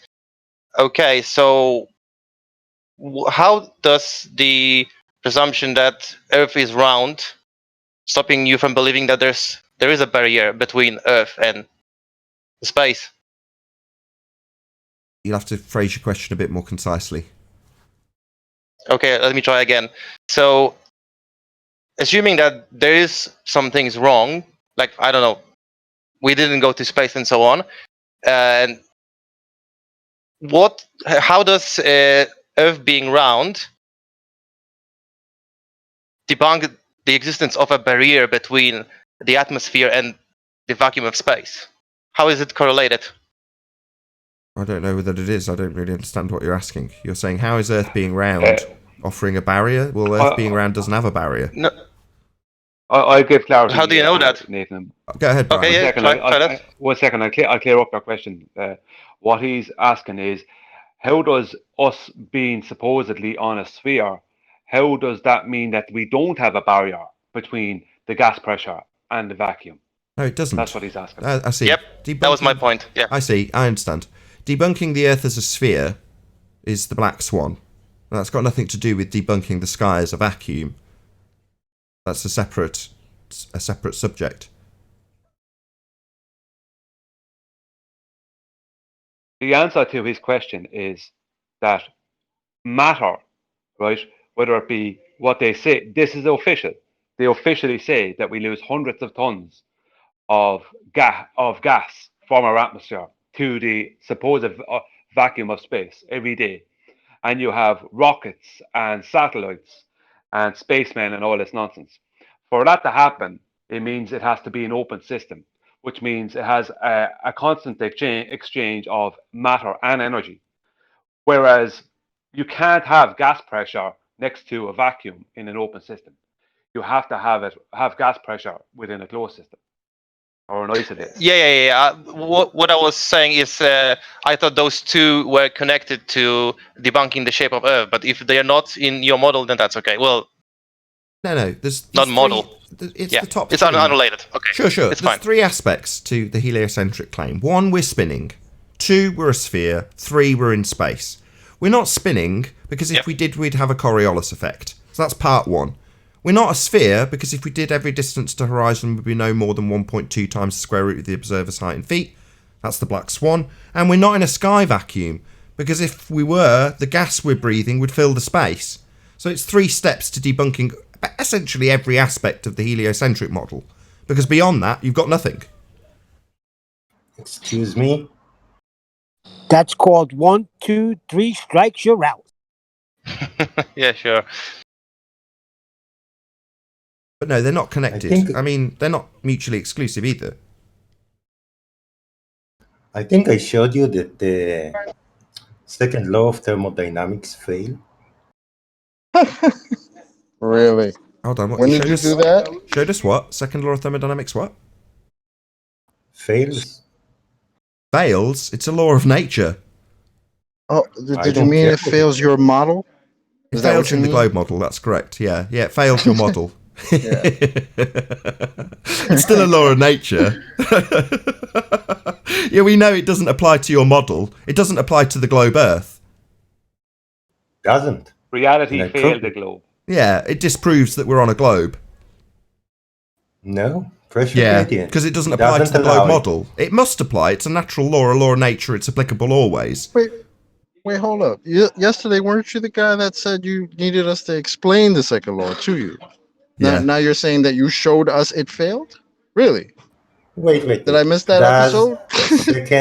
Does second law of thermodynamics allow pressure gradient? Yeah, it does. Pop Yeah. quiz.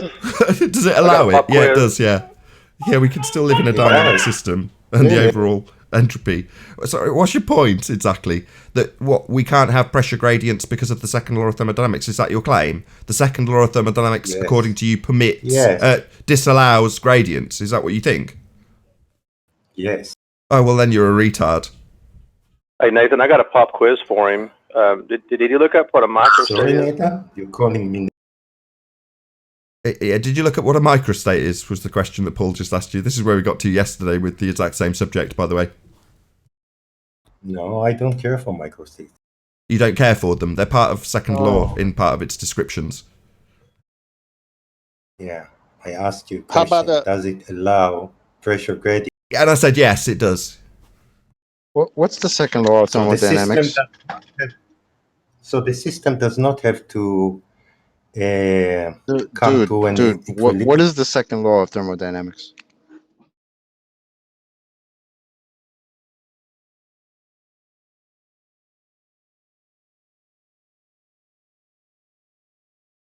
crickets? Anyone? We're asking Chicky, or whatever his name is. You mean meatball? Hello, Mister. I showed you how the second law of thermodynamics failed. Can you tell us what the second law is, please? Over. Coming. Yep, we're talking to you. He just posted in the chat. Oh, go ahead, read it out.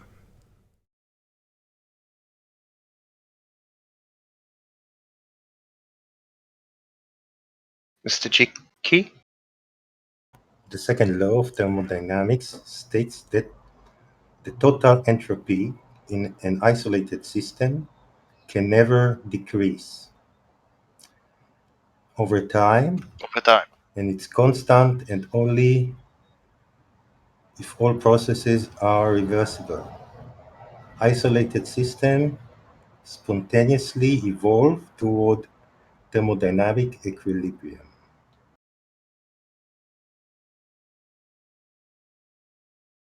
And you debunked that, have you?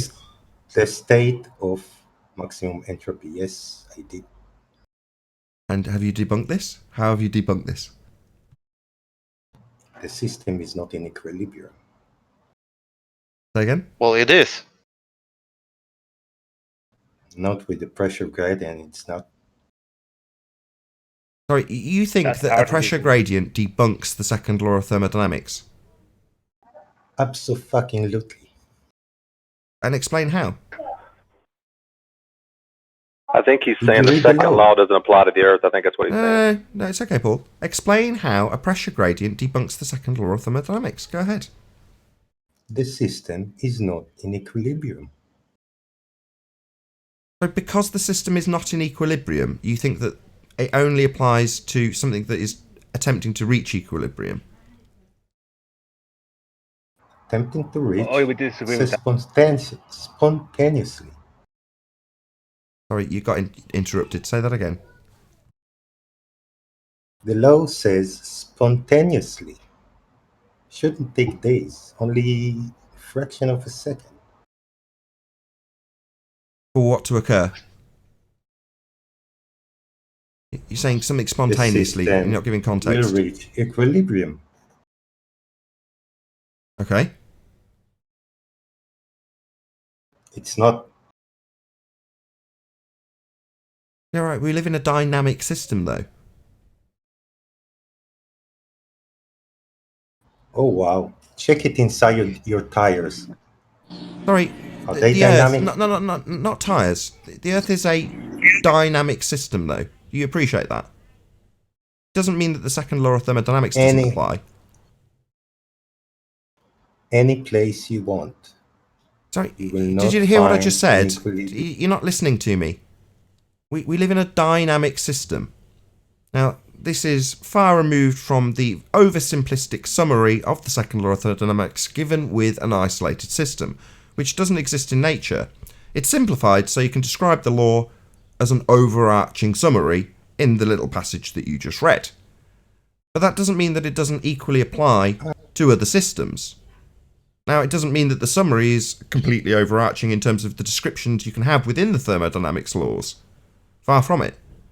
But ultimately speaking, having a dynamic system doesn't alter the laws of entropy. They're still natural laws. It doesn't only apply to dynamic systems, is my point. It doesn't only apply to isolated systems, my bad.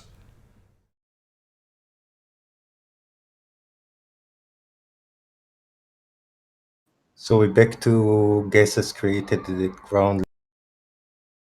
Yeah, we live in a dynamic system, but you're saying you've debunked the second law of thermodynamics, and it sounds like what you're saying is it's applying only to isolated systems, and because we don't have that here, that doesn't apply? You're essentially arguing Rumpus's point. I'm just helping you along because you're not doing a very good job of it.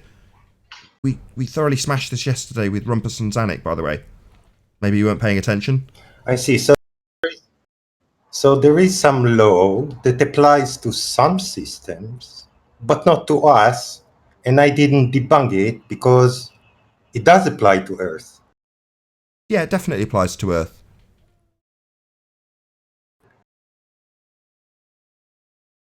Is the Earth open, closed, or isolated system?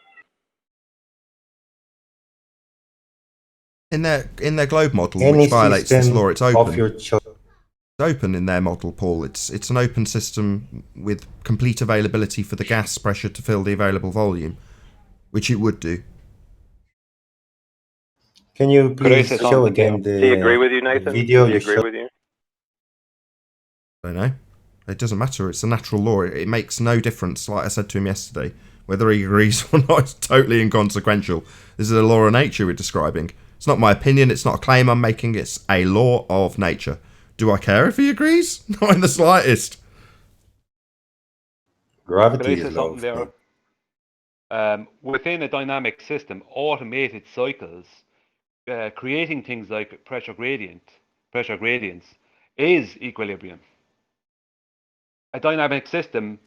I also being believe that dynamic Earth means it as a will have whole cycles. is in equilibrium. So, 1 second, let me speak. A dynamic system. Never mind. Will have automated. A dynamic system will have automated cycles, and those automated cycles will have things like pressure gradients. That is equilibrium in a dynamic system. They part of the second law of thermodynamics, the circles. Cycles are part of a dynamic system. Second law of thermodynamics applies to that dynamic system. A closed bottle is a dynamic system. No, that's not what he said.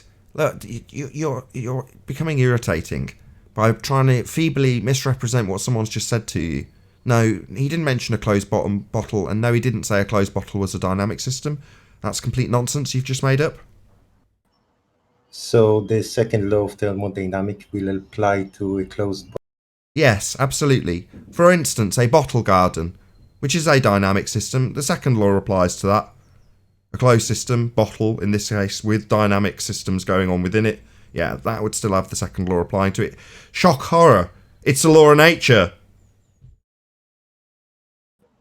So it won't have a pressure gauge. Yeah, it will. In the bottle. In a bottle garden. Dynamic system. Hello?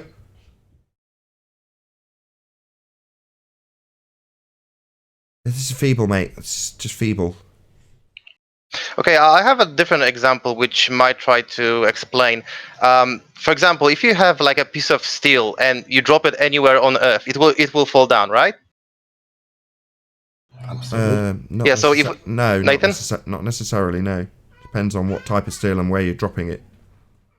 No, let's just say I don't know, a fistful of steel, and everywhere above the ground, not underwater. Well, why? Why do you have to have that stipulation to make this example? I'll get to it, but would you agree that it will drop anywhere? No, you just had to give a caveat that I wouldn't be underwater. Okay. For some reason. Okay. I don't know why you've given us this caveat to make Well, the example. actually, I asked why you've given the caveat, and I didn't really get a response. You just to limit the possibilities. But you're right. It will also work in water, so it doesn't matter where on Earth. If I hold it and I let go, will it drop? It will, right? Boats are made of steel, are they not? Sorry? No, but I was talking about steel because I need something magnetic to the next talking about point. steel. You just don't like my caveat, and you don't want to seem to address this slight problem in your example. You've just decided you're going to whistle past it. We can use any other magnetic material. Ferromagnetic.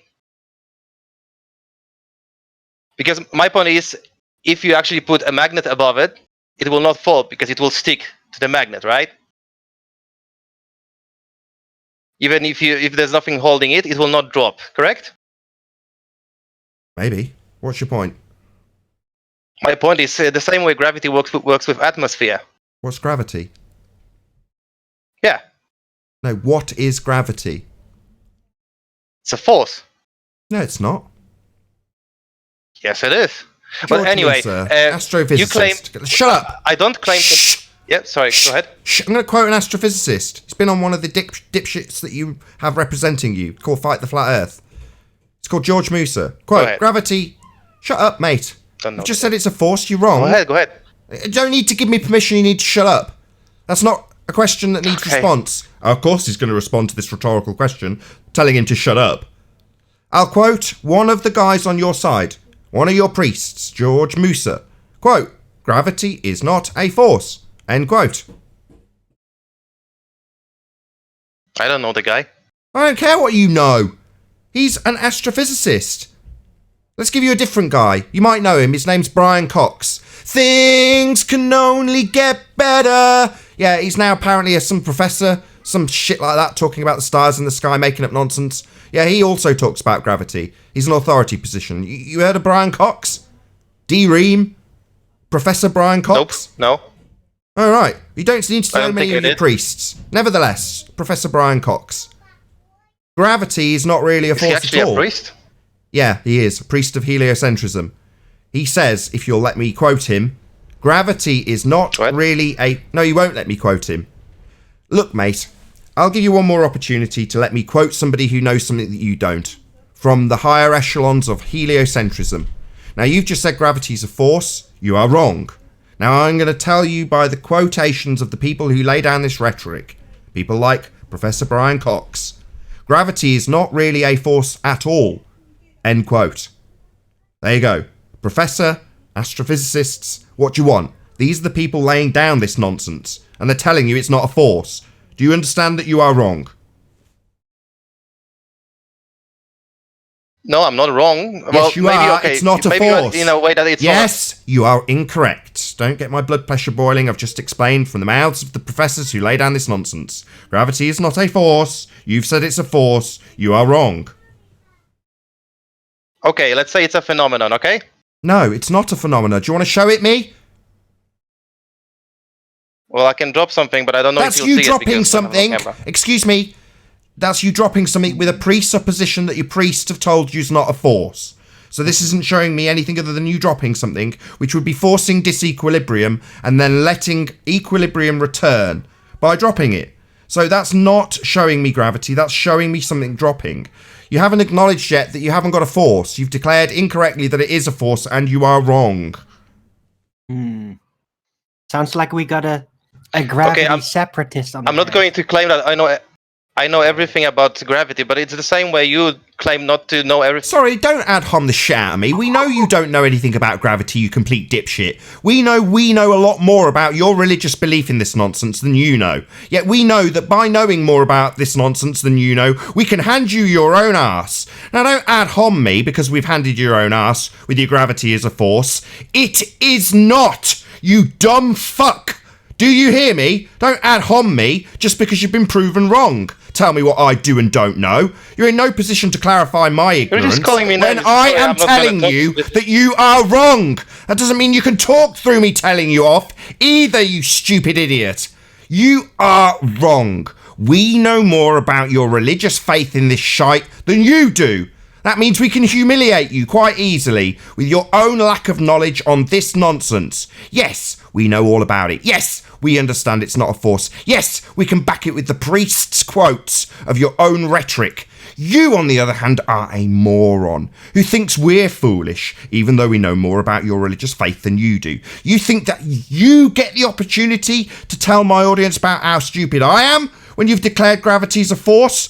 No, you utter fuckwit!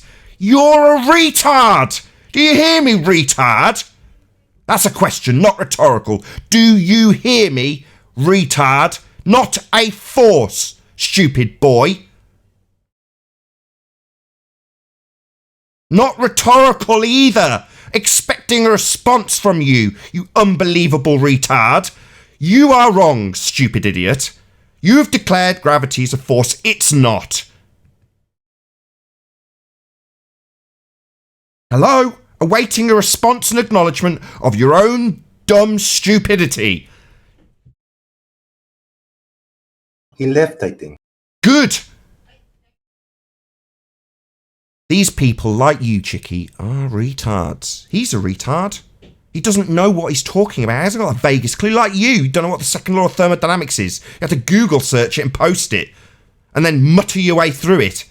The vague opening introduction to this subject. And while I point out your stupidity, you think it's your opportunity to talk through me. No, mate. You are as dumb as he is. You've got no clue about the subjects you're talking on, yet you're in my comments telling the world about how we've been debunked with your total ignorance and lack of understanding of any of these subjects. All of us on this panel understand implicitly what these subjects are about, gravity being one of them. He didn't have a clue! He thinks it's a force! No, mate. Like you, he's dumb. Not your opportunity to talk through me telling me how dumb you're not. We've demonstrated it. You are dumb, Chicky. We've demonstrated that. You don't know what you are talking about. I'm dumb, and you... Yes, you are thick as shit. Long silences when you ask what the second law of thermodynamics is, something you've claimed you've debunked. You're having a laugh, mate. How stupid and arrogant have you got to be to claim you've debunked the law of nature and leave a massive protracted pause when you ask what the hell it is? And then you go away and Google search it. You are unbelievably arrogant and stupid.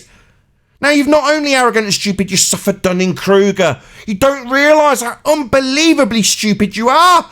You're claiming to debunk natural law, mate. Do you not realise how stupid you are? Gravity is a natural. Oh, I will avoid all about what I've been declared as stupid. I've just explained you've claimed you've debunked natural law and you're going to move on to gravity. Like a squirming little bitch. You're thick. Gravity being a force is so 19th century. Why are we angry? Why are we shouting? That's your response.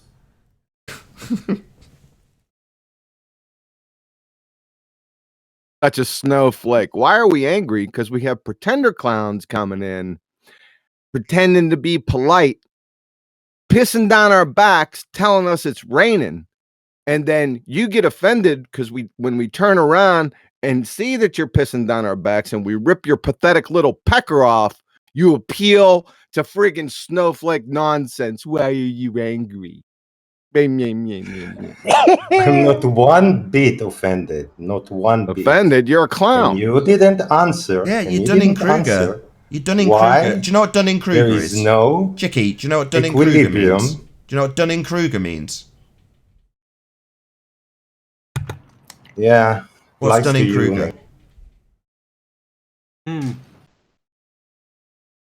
Another stony silence. Claims he knows what it is. Stony silence.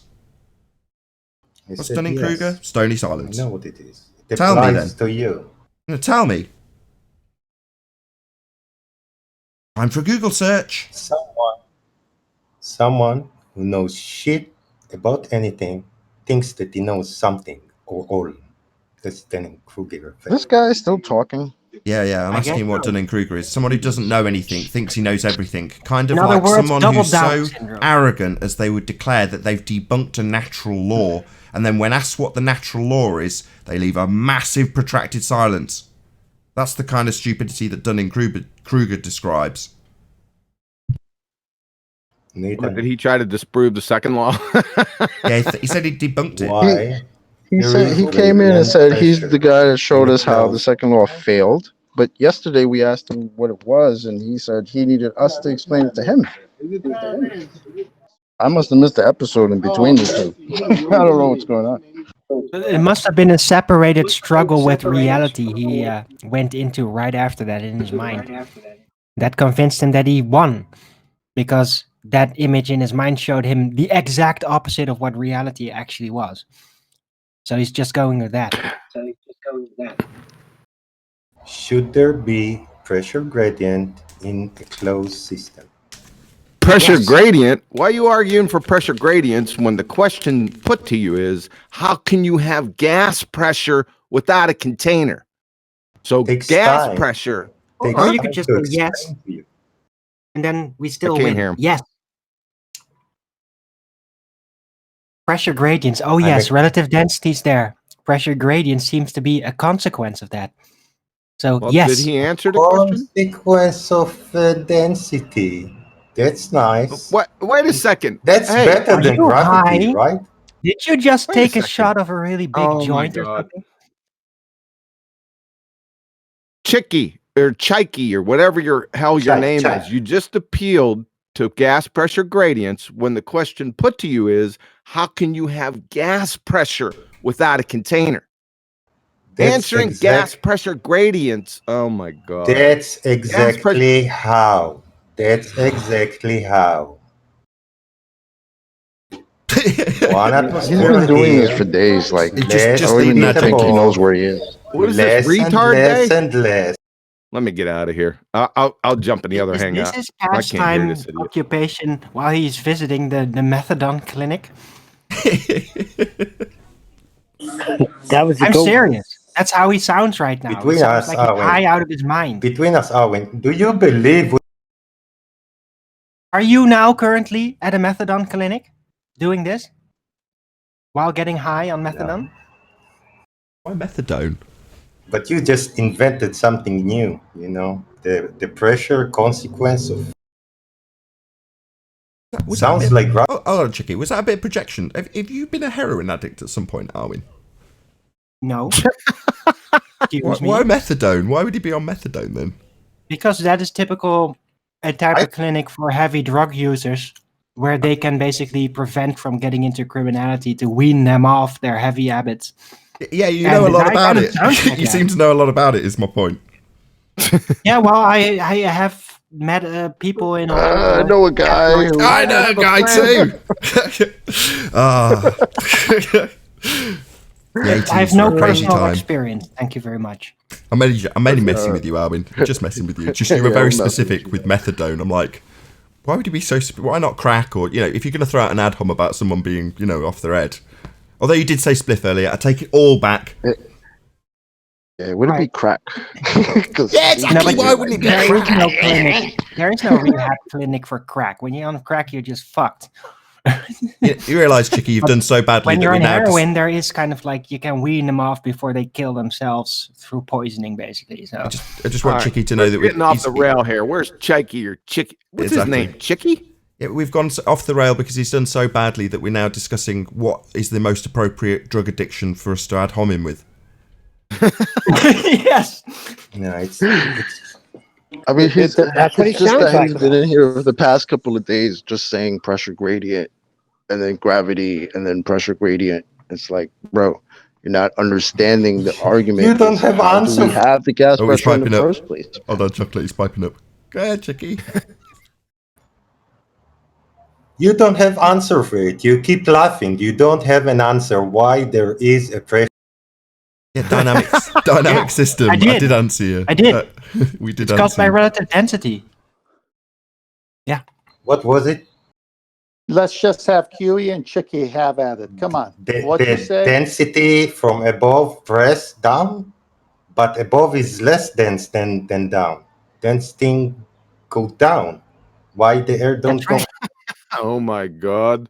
Because of Dude. relative density, the less dense goes up, the denser goes down. Yeah, that's the reason why. Why All are right, we on that's this? an answer. Why are we on this? Density. He's on pressure gradients. To try to focus. You need to move away from the power lines. Okay? He's asking for He the said reason pressure why. gradients, right? But our query is how can you have gas pressure? Let me ask you, Chicky, which comes first, gas pressure or gas pressure gradients? Gravity. Owen. They come together. Come together right now. Over me. He said they come together. Yeah. Chicky, the question. Yes, here, wait. Gas pressure? Wait. I'll suggest a test. Create a vacuum, start to fill it with gas slowly. You will get a pressure gradient. Get this. Which comes first? Yeah, then Gas did you pressure or hear gas that? He pressure just said, get a vacuum, fill it with gas, and it will form a gradient. That's what he just said. Slowly, no. I said slowly. I said fill it with slowly fill it with vacuum. Even in the vacuum, there is a. This is class. What does that have to do with my question? Nothing. Which comes first? Gas pressure or gas pressure gradients? Simple question. First come gas, then come pressure. Gas pressure. In a pressure. Yay. So, since gas pressure comes first, we're not going to talk about gas pressure gradients for just this second. Our question is, how can you have gas pressure without a container when the definition of gas pressure is the force that the gas exerts on the walls of its container? Yes. Over. But the container is round, and the gas. The container's wrong. That's right your response. to the gas. Wait. The gas press in all directions wrong. on the other How can gas. the container? That is. How can the container be wrong? No, he said it's round. What? Hold on. Can you all shut up? We didn't ask for a shape. Just hold on. Go ahead, Chicky. I explain. The gas press down and also in all directions. But since it's a ball, they are all pressing on each other. They are the container of themselves. What? Gas is the container, guys. Funny, huh? No, just nonsense, mate. Not funny. Just complete nonsense. Nonsense. That's not an answer. That's not an answer. answer. You said was nonsense. Gas is unbonded. It's not containing anything. You can't contain something with something that has no bonds. You need something that's physical and bonded to create a barrier. So gas in and of itself isn't a container, what you've just said. And now I'm demolishing it and you're talking through me. You criticised me for just saying, it's just nonsense, which it is. Now I'm explaining why it's nonsense. An unbonded gas isn't going to be a container. You know, a physical barrier it cannot create. It's unbonded. It's got gaps. That's its nature. So what you've just said is complete nonsense. Utter horseshit. You said gas pressure. Yeah, requiring a container. And you're being asked how you can have that gas pressure without a container. Your response, the gas itself is creating containment. Yes. No! Nonsense! In all directions. Not just, hand wave. No, nonsense. Utter nonsense. As explained, not a hand wave. I then gave a description, not that it should be needed, of why gas isn't a container. Gas is something to be contained. Not the bloody container. That's nonsense. Oh my God. Does not need the. Yeah, it is. Oh God, saying it with an upward inflection is not a rebuttal. Wait, gas is the container for gas. That's what you're saying. Yes. Wait, gas is a container for gas? Does that work for you, Chocolate? It's to the next level, man. One level down. What? Oh my God. So back to the question, QE. Do you want to repeat yourself? I don't know if it'll help, man. I think Mercy. I feel it that Mercy should be invoked here. Please repeat the question. I will round out the show on your repetition of the question. That's my intention.